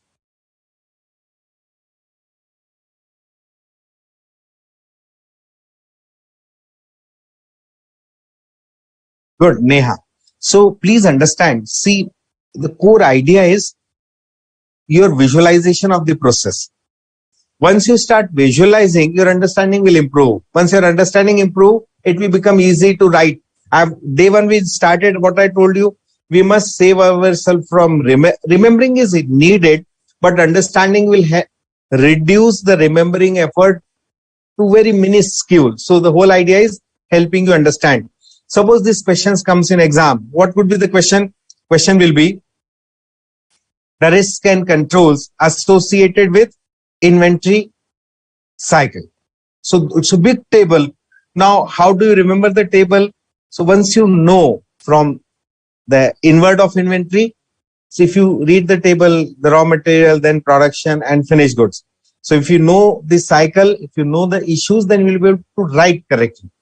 To that question, whether it has to be as per institute's module, we have already talked about. Your representation, your language has to be logically correct. So that will help you remember well. That is the core of what we are discussing. And para 1, para 2, para 3, we have talked about. Whenever a question comes, suppose this question comes, risk and control for inventory cycle. So para 1 will be defining inventory cycle. It will also have concept of definition of risk, associated control. Para 2 will be this table to the extent you can make, and para 3 will be all the examples that I am sharing. You must be able to create those examples. You must be able to give an impact analysis of what may happen if this happens. This is going to add value to your answer and add marks to your score.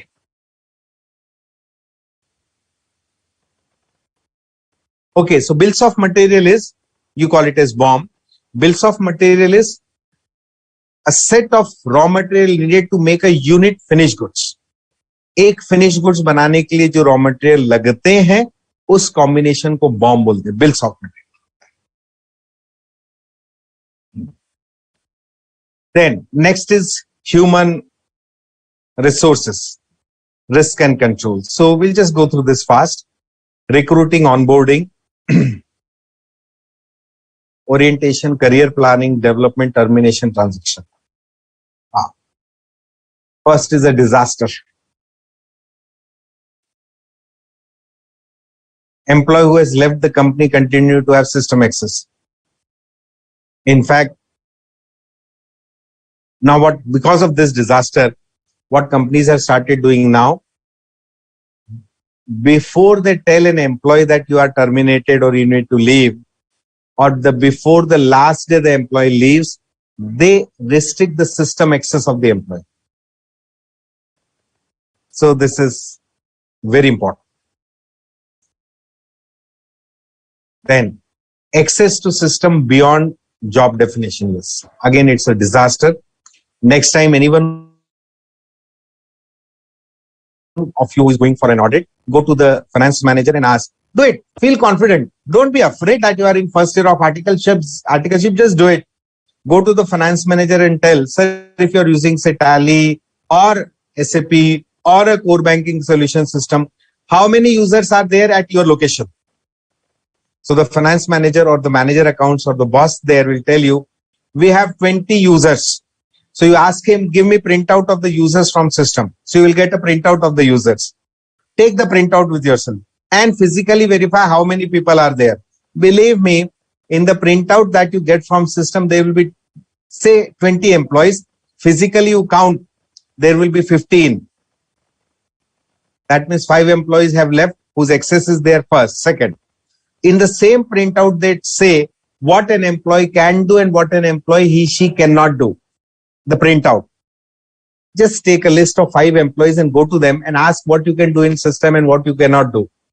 The employee will tell you 10 more things that he can do that is not there in his or her access rights. It's a huge disaster. Configuration. Masters.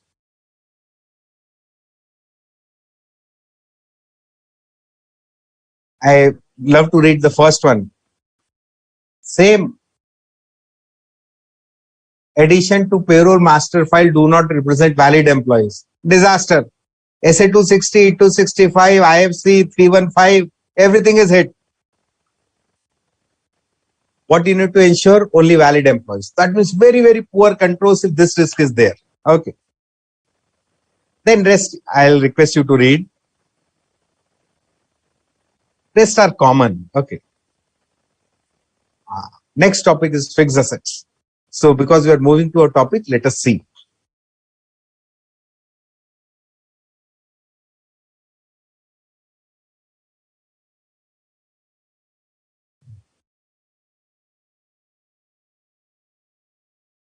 Okay. So fixed asset risk and control, we'll just do it.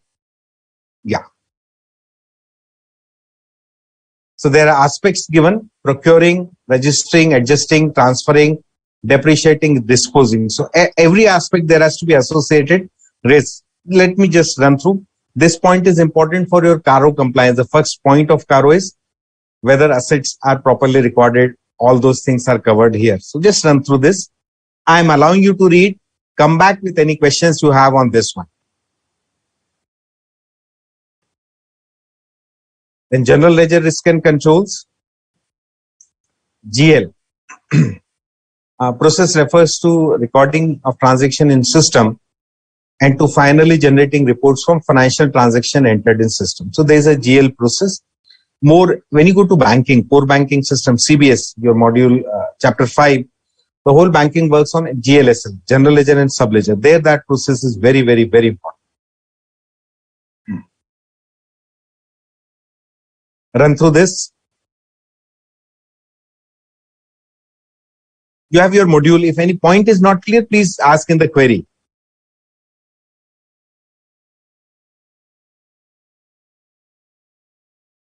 This is important. Huh? First one is a huge disaster. Now this is an impossibility because of audit trail requirements, but It's a big thing in transactions on GL. So that is for risk and controls. Now we want to talk about flowcharts. So any query you have, let me refresh, and then I'll bring the flowchart solutions and some discussion on flowchart. We have two more topics, this regulatory compliance and then case that for day 3. So I'll prefer doing it today itself.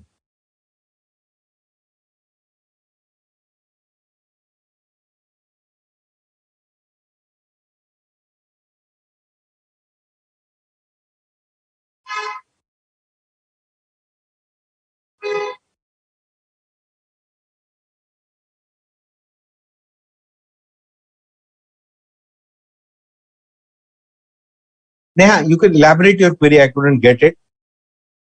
Yes, Hitesh says correctly. If employee leaves, so before leaving, he make a change. Yes, it happens.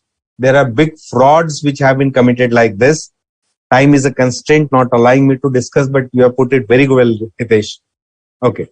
So let us continue with flowchart. So we had 3 questions. I'll bring the flowchart screen to you. Yeah. So the symbols we have talked about, please understand. The first row, the process decision document, data, start 1, 2. This is the basic flowchart symbols. Okay, Raghavan, I'll do at the end of the. Just ping me when we are just about to end. I'll do it again. Thank you. So these flowchart symbols are the basic flow. Now see, there someone did ask. So to me, flowchart is like pure mathematics. If it's a 6 marks, 8 marks, or 10 marks question, you get full score in your examination. That is one. Second, how to go about flowchart? What flowcharts represent?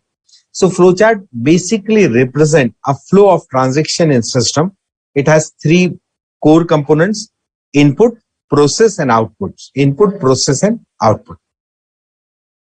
So it's basically, if a program has to be developed, a system has to be developed, then you need languages like today, Java, C++, like that.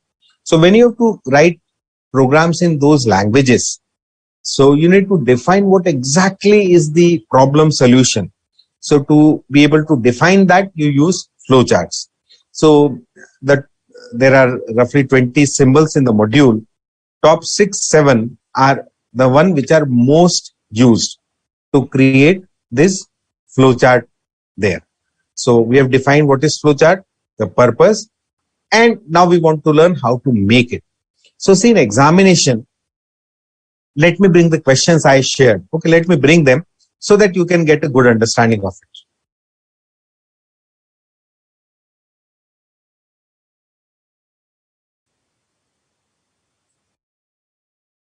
So we were here.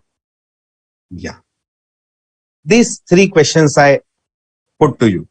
So first, add 3 numbers and print the result. So we did this flowchart. We'll do it again today. We want to discuss this out, how to go about it.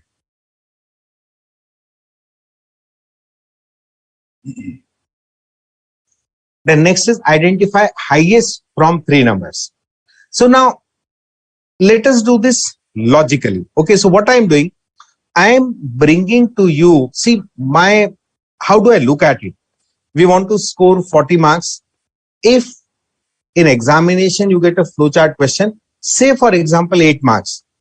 Flowchart is one question in exam where you get 8 out of 8. You do it correctly.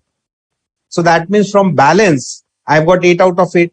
From balance 42, I have to score 32 only to get 40 as my score out of 50. So 80%. So this is one where we get huge score. So what I am doing, I'll do a process flow with you. We'll do a process flow, how you can make a flow chart, and then we'll see. So what you do when you get, for those who have good understanding, see, I understand that many of you in your school, you have learned programming, you have made flowchart in school. Few of you probably may not have learned that. Okay. So for those who find it slightly tricky to do, how you can go about. So what I am doing, I'm taking second as a case.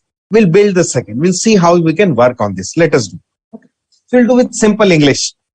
So when you get a flowchart read, do it through simple English and then start diagram. You'll do absolutely correctly. So I'll take first. What is the first we have done? We'll do the second one because the second has logics. Identify highest from 3 numbers. We'll do it logically and then I'll show the solution. Milton, 100 marks you get in flowchart. Take my word.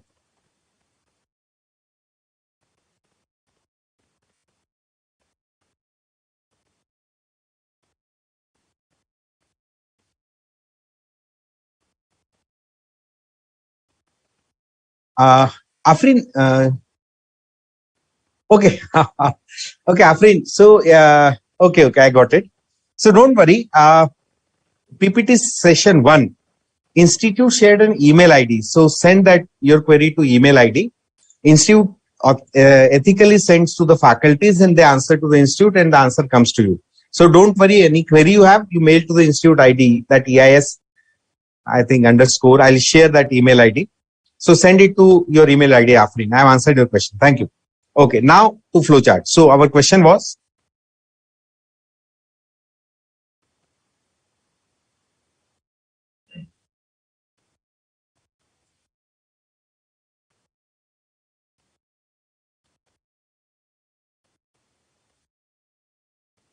this was the basic question. So you have been asked to make a flowchart of this question. Okay, now, so what it is saying that 3 numbers are given, you create a flowchart. Now what I am doing with you, I am doing it logically with you. Okay, let us learn. So as a child, do it as a child. 3 number में बड़ा number सबसे कौन सा है पता करना है. Let us do. So what I'll do,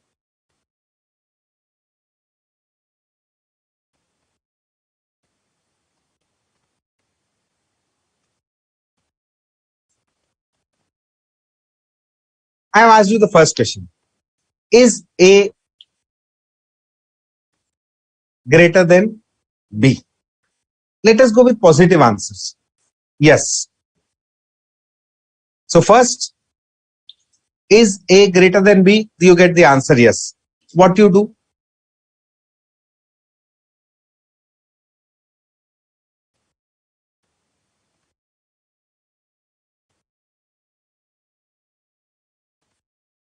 Now I'm putting this to you. First I compared A to B. A is bigger. Now because A is bigger, I am comparing A to C. There are 2 possible options, yes and no. Suppose the answer to this question is yes. Which is biggest?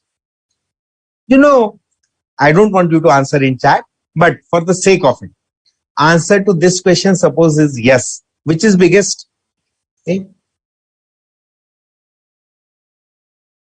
Suppose answer to this question is no.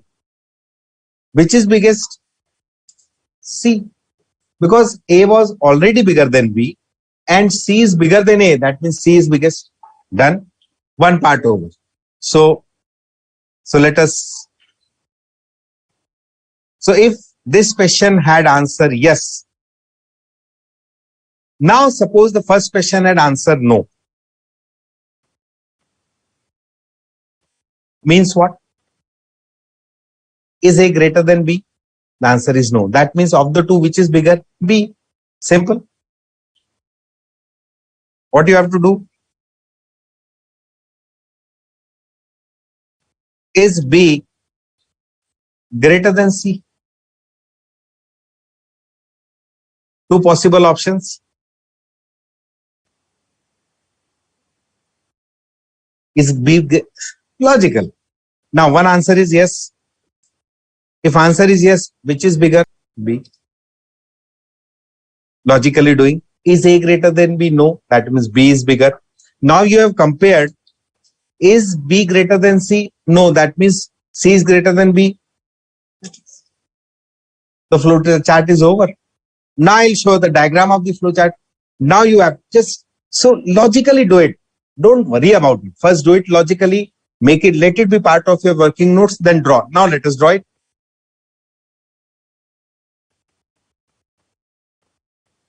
So I'm showing you the drawn flowchart. Just give me a second.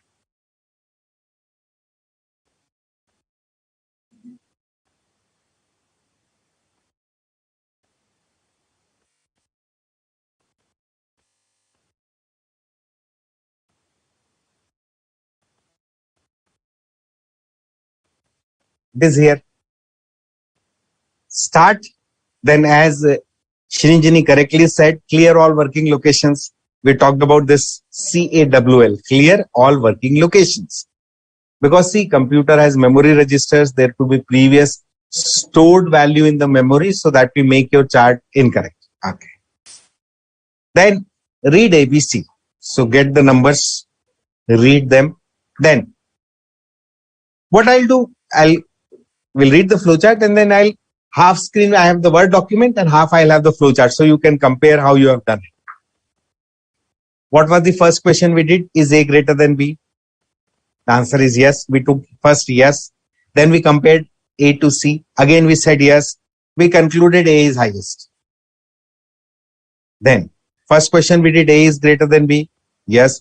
Then we did A is greater than C. No. C is highest. Conclude. First question A is greater than B. This option was no. Then we compared B to C. Then said yes, B is highest. No, C is highest. As simple as that. Now what I'm doing, I'm bringing the Word document parallel. So allow me to share both part of this screen. Just give me a second.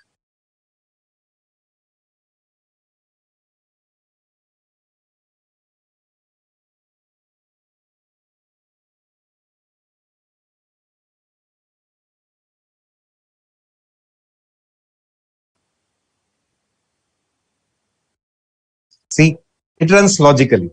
So you have the way you drew, that is reflected in the flowchart. That is exactly the way we must do it. And you get full marks. Do it again. Yes. So is A greater than B? Well, our question in exam is find the highest from three numbers A, B, C. तीनों में से सबसे बड़ा number ढूंढना है. अपन उसको flowchart में नहीं कर रहे, mentally process करें. We are processing it mentally, writing it down. How? Even a kid will do. Okay. 10 rupee, 15 rupee, 20 rupee. So you'll do it. We'll do it practically also. I'll show you how it works.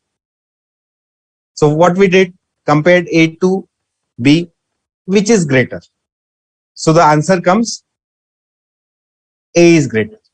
So I'm doing parallelly on the flowchart. Now see, in the flowchart, this symbol is most important.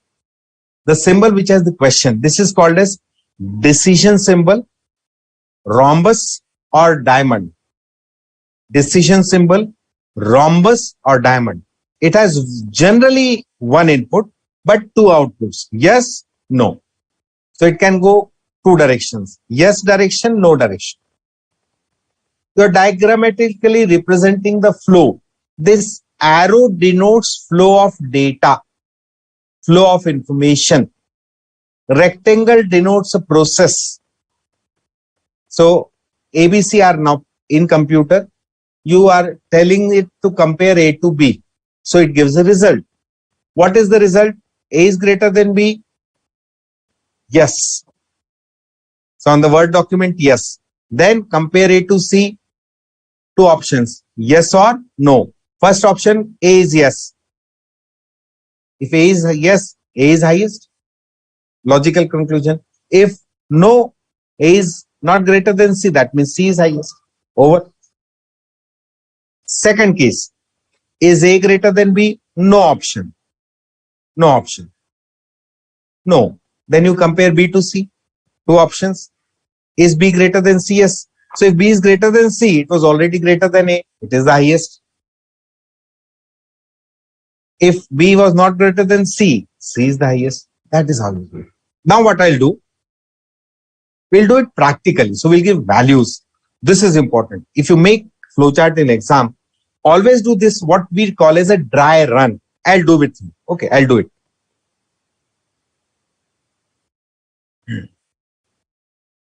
So what I'm doing, I am giving values. Okay.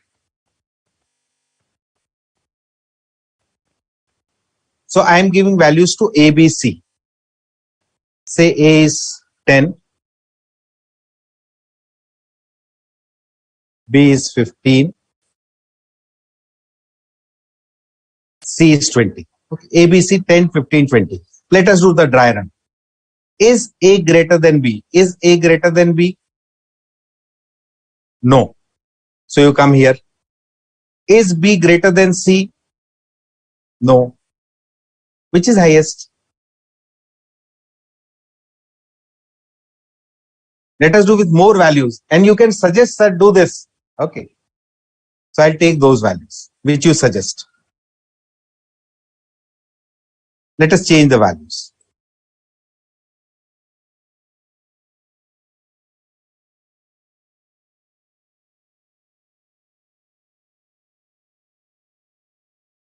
$15, $20, $10. Is A greater than B? No.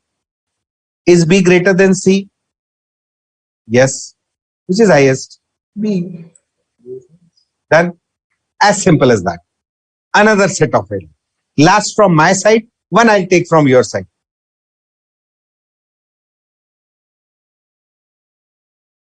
Okay. Last.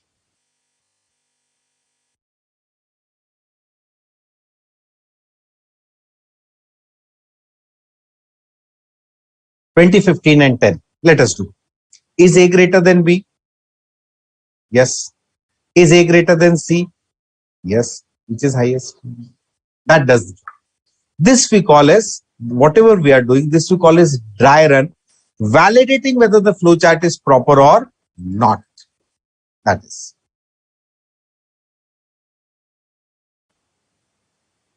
Let us see.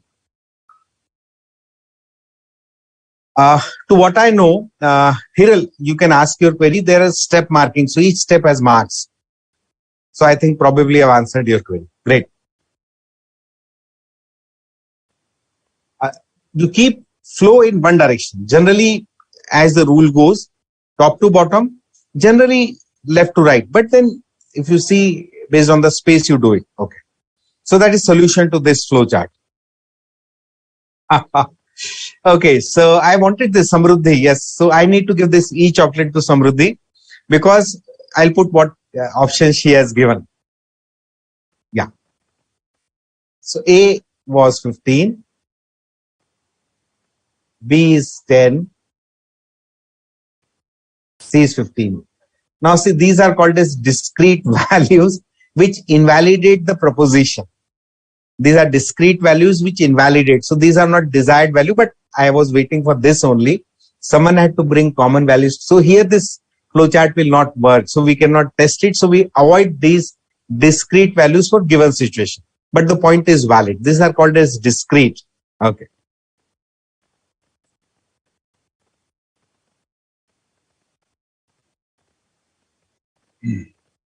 So Raghavan has, so let us take Raghavan, the last one I'll take because that was discrete. So I answered Rajiv, you're also, let me take Raghavan's.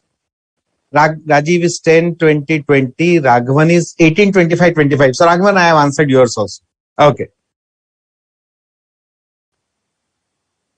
Yeah, Milton, it is not rocket science. Yeah, absolutely. Okay. So let us go to the last flow chart. I'll have to stop share, bring the last one.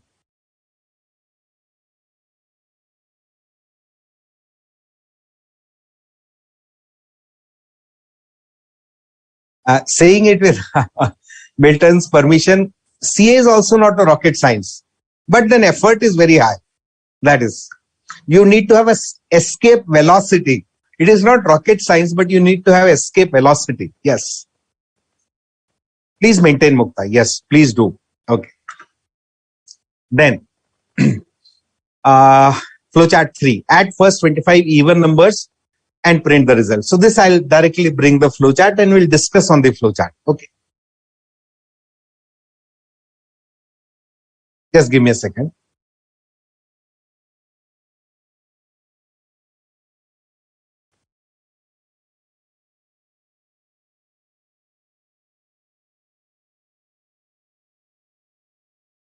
I'll discuss the flowchart, then ask you a question on this one. Okay. Now, Okay, after in 2035, so that we didn't have that much time that you can do, because we have to do at least one. I'm not sure with the case studies, but we'll do that regulatory framework we have to go through. Yeah. So flowchart. What is the question? Add first 25 numbers. Start. Now, because see in this flowchart, this first 25, this word has come. So this indicates that this flowchart has a basic concept built into it that we call it as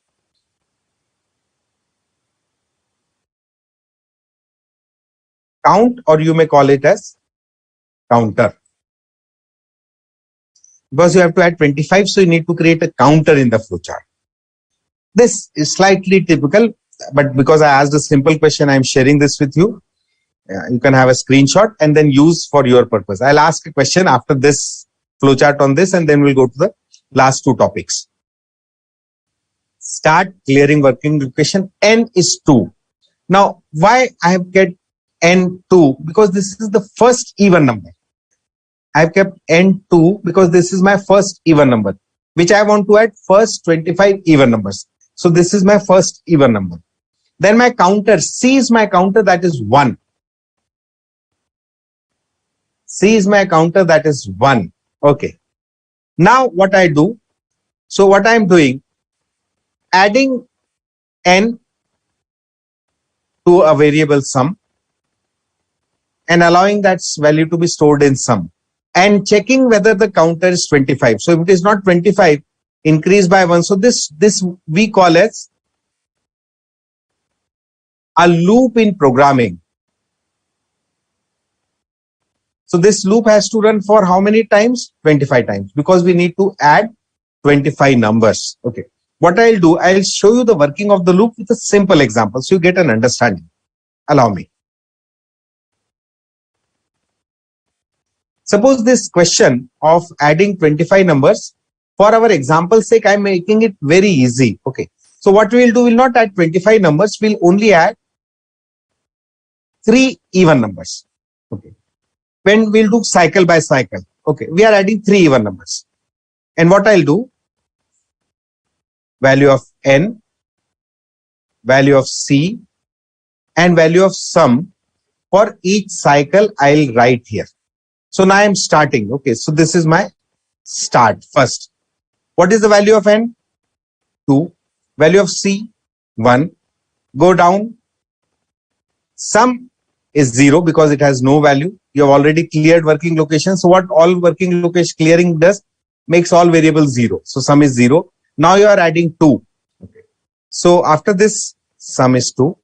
We just go down the flowchart the way it is going. Nothing to worry.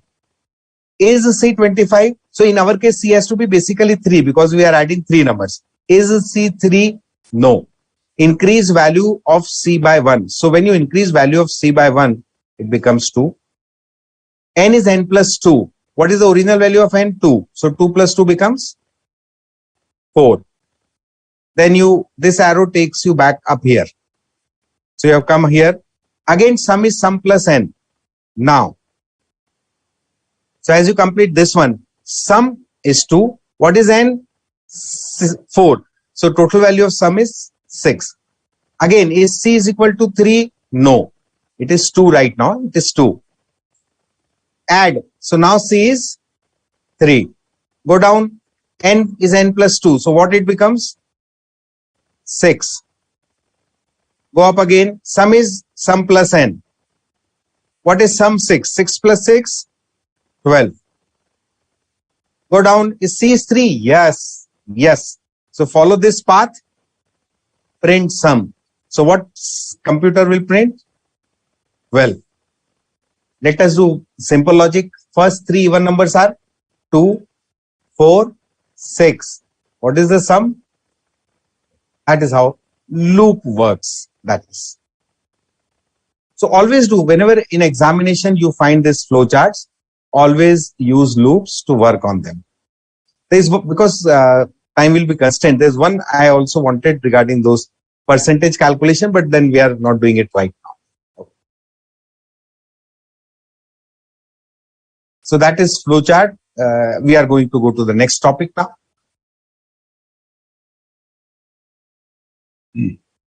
Just checking for your queries.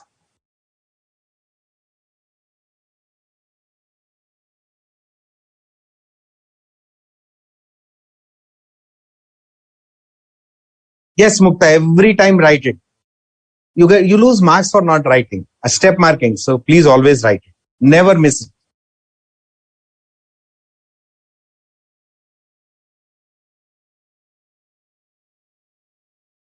So that was flowchart and regulations that we need to do from the module. So I'm opening the module again.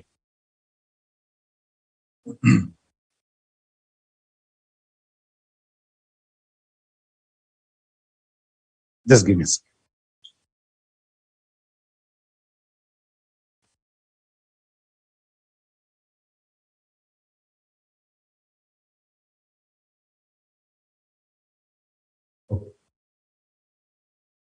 So today being the last day for chapter 1, ask all questions you have in your mind. Okay.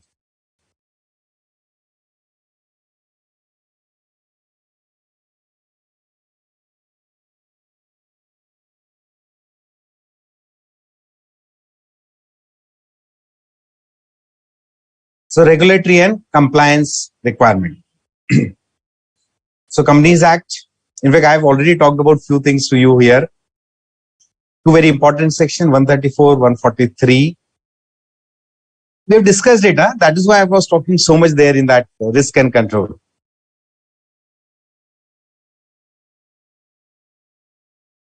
See, DRS, Director's Responsibility Statement. They have to take proper and sufficient care for maintenance of adequate accounting records in accordance with the provisions of this Act for safeguarding of assets and internal financial control. We talked about this, where those gaps were there. I told you SA 260, communicating with those charged with governance, and 265, deficiency in internal control. So that is one part.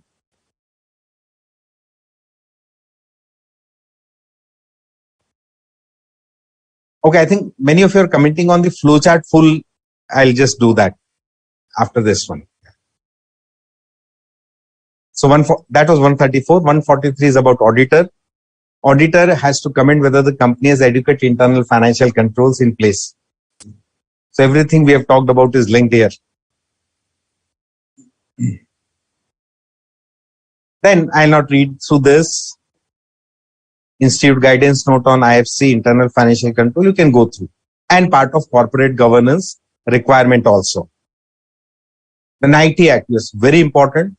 Information Technology Act.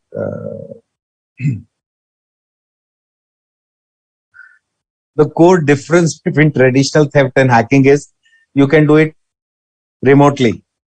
I've told you North Korea hires hackers. They are on government roll to hack companies across the world. So that is how it is. You can do it. Yes. Then please remember this computer related offenses. Please do remember these sections. 67. Then section email account hacking, credit card fraud related sections.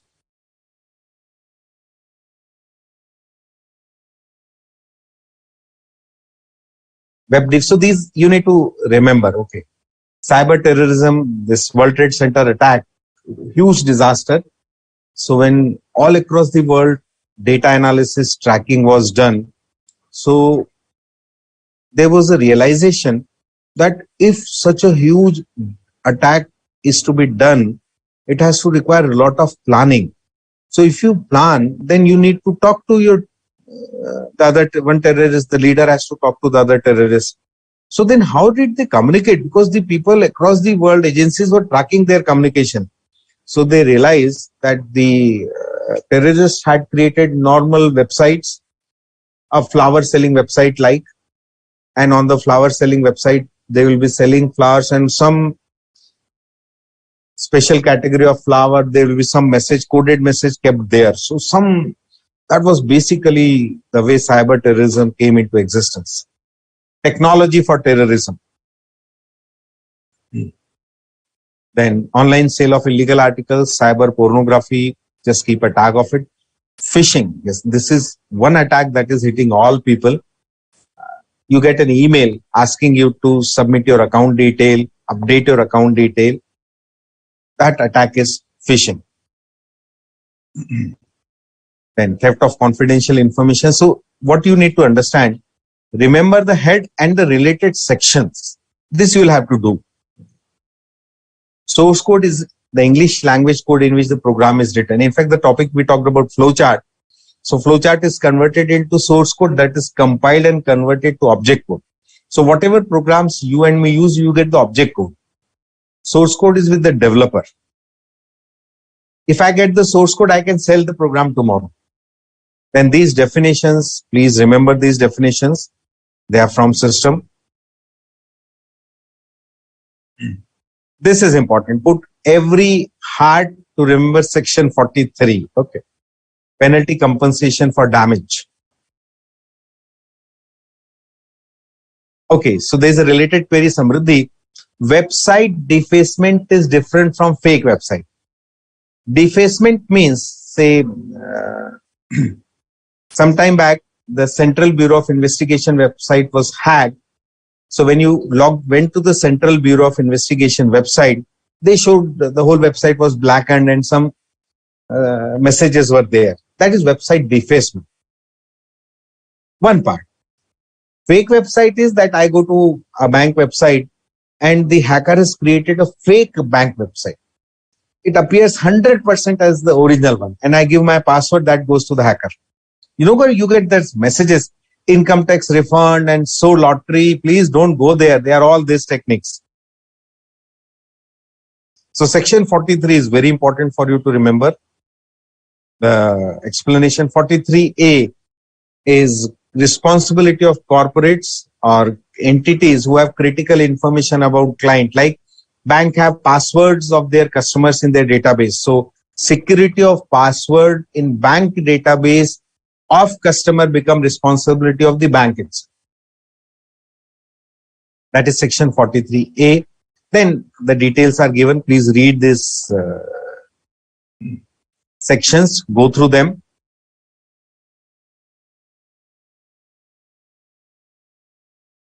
Okay. Then yes, advantages you can track. You can, in fact, all across the world, there are centralized, means all agencies, central agencies across the world are in always touch to keep a tag of all this cyber frauds. This has become the top topic to discuss, privacy of online data. Very, very, very important. Then there's a case you can do in the module. Spdi, remember it any day. Put sensitive personal data information protection, and the related section is also given, 43A, that we were just referring to. Read this, very important.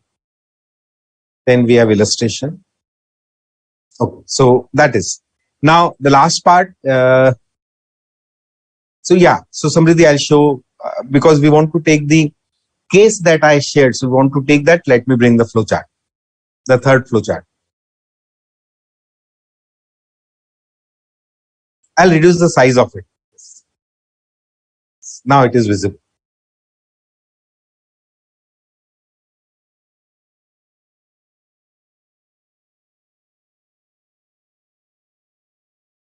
So I've shared the whole flowchart. Now it is visible. Any more questions on this? Then we'll go to today's case. I couldn't, so I'll just run through the case fast. Okay. So that at least we don't miss anything out. Let me refresh your queries.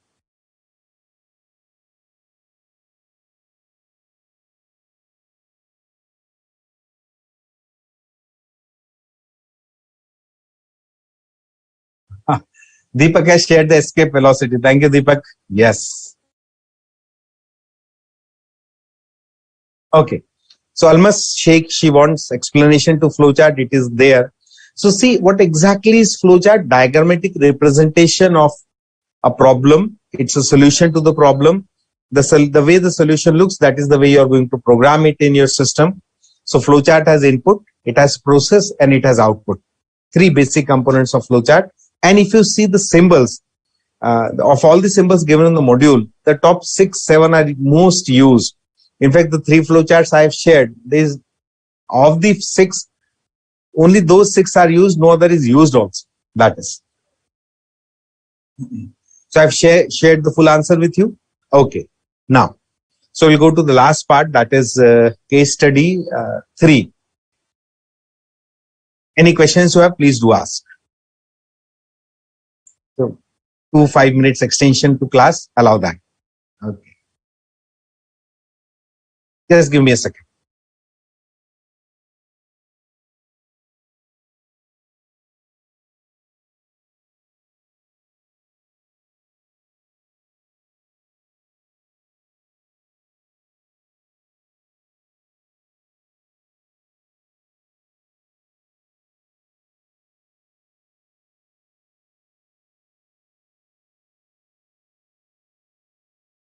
I want to do in a manner so that I don't show you the answers.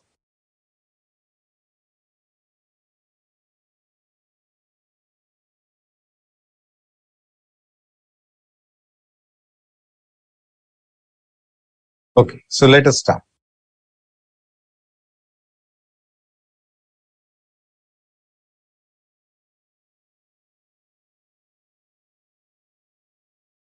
There is the case.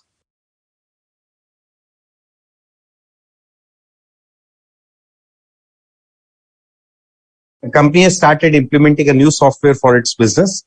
The BOD wants most of subsystem systems to be automated. This includes order to cash, procure to pay, HR cycle, finance cycle. Company has hired you as a CA to help its implementing effort. So first question.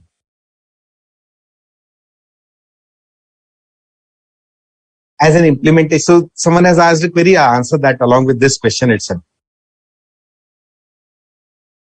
So which you've set first means configuration master or configuration transaction master, which you are going to set first. So you have to select from ABC. I'll wait for your answers.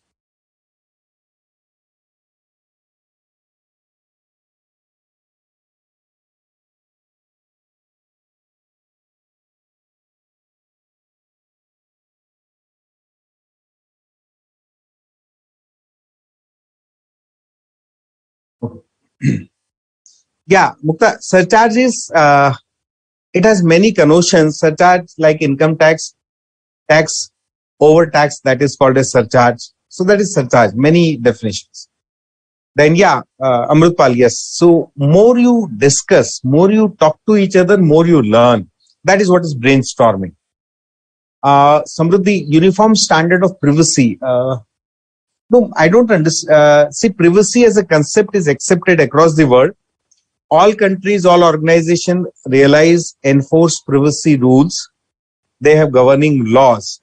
So, uniform standard of privacy word, I am not able to get the right definition of it, but for all practical purposes, privacy is an accepted word across the world, and then every country has a law governing it. Good. So 1B, D, B, configuration master transactions. So that is, yeah, B is the correct answer. Let us just do a slight scroll down. B. So all of you have answered correctly. Great. Next question.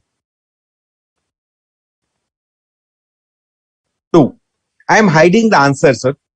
So now you are answering question number 2. I'll allow you to answer. This I'll not scroll down.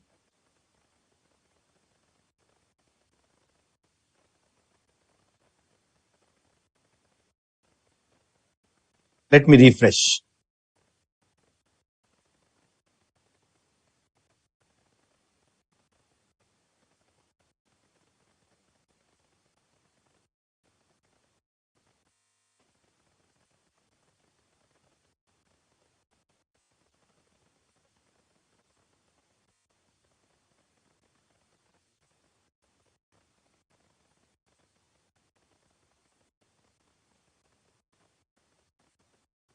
Okay.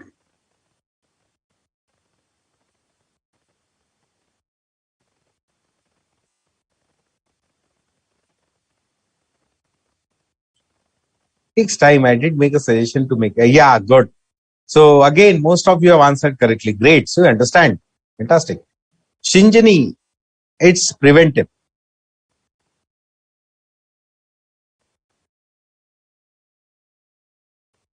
Next.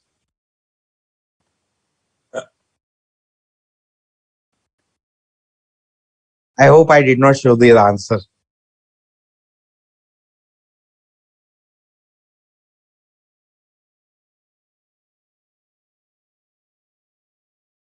Third.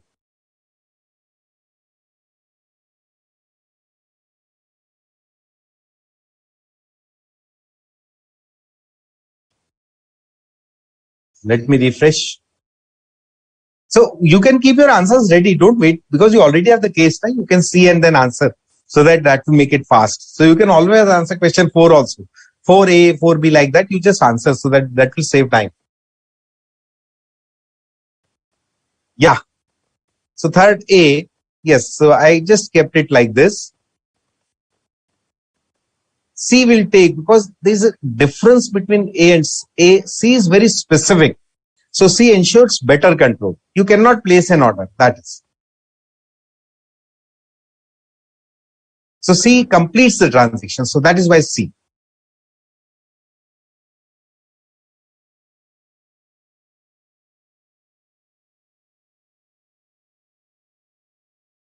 We did it. You must answer correctly. Fourth.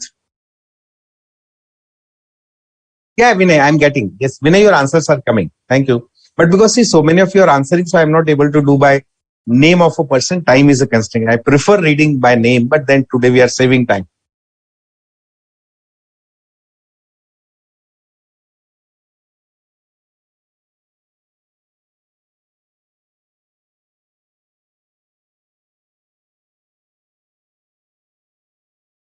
Good. Yeah, this has already, Mehman Rafiq Bhai, it is already shared there. See, customer should, oh no, customer will decide to change vendor. Worst case, I told you, customer छोड़ के चला जाएगा हमको. It is already done. And this fifth we did practically.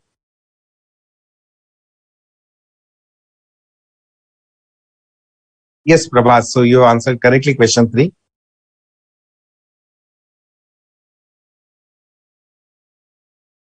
I'm not sure. Did you, any one of you answered 4? So please answer 5 now. 4 and 5. You can write in the same answer question 4 ABC, question 5 ABC like that. 4C, yes. So most of you say correctly. Good. Good, Prabhas. Yes, everyone is correct. Except 1 or 2. Yeah. Question 5.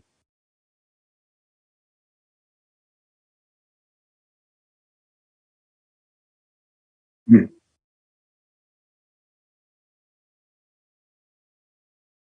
Okay. So let me refresh.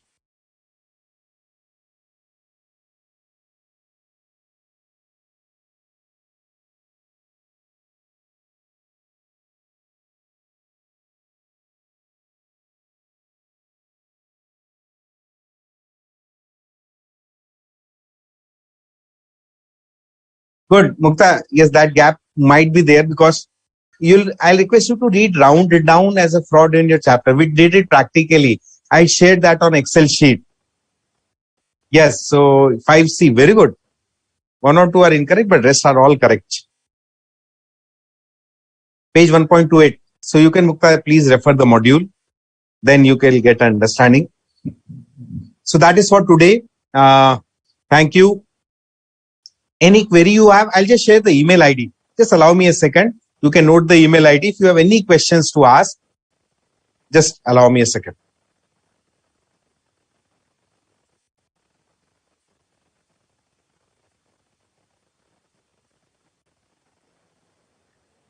No.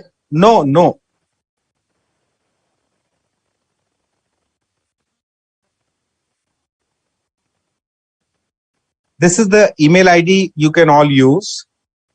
For any query you have, please mail to this ID. Yeah, yeah.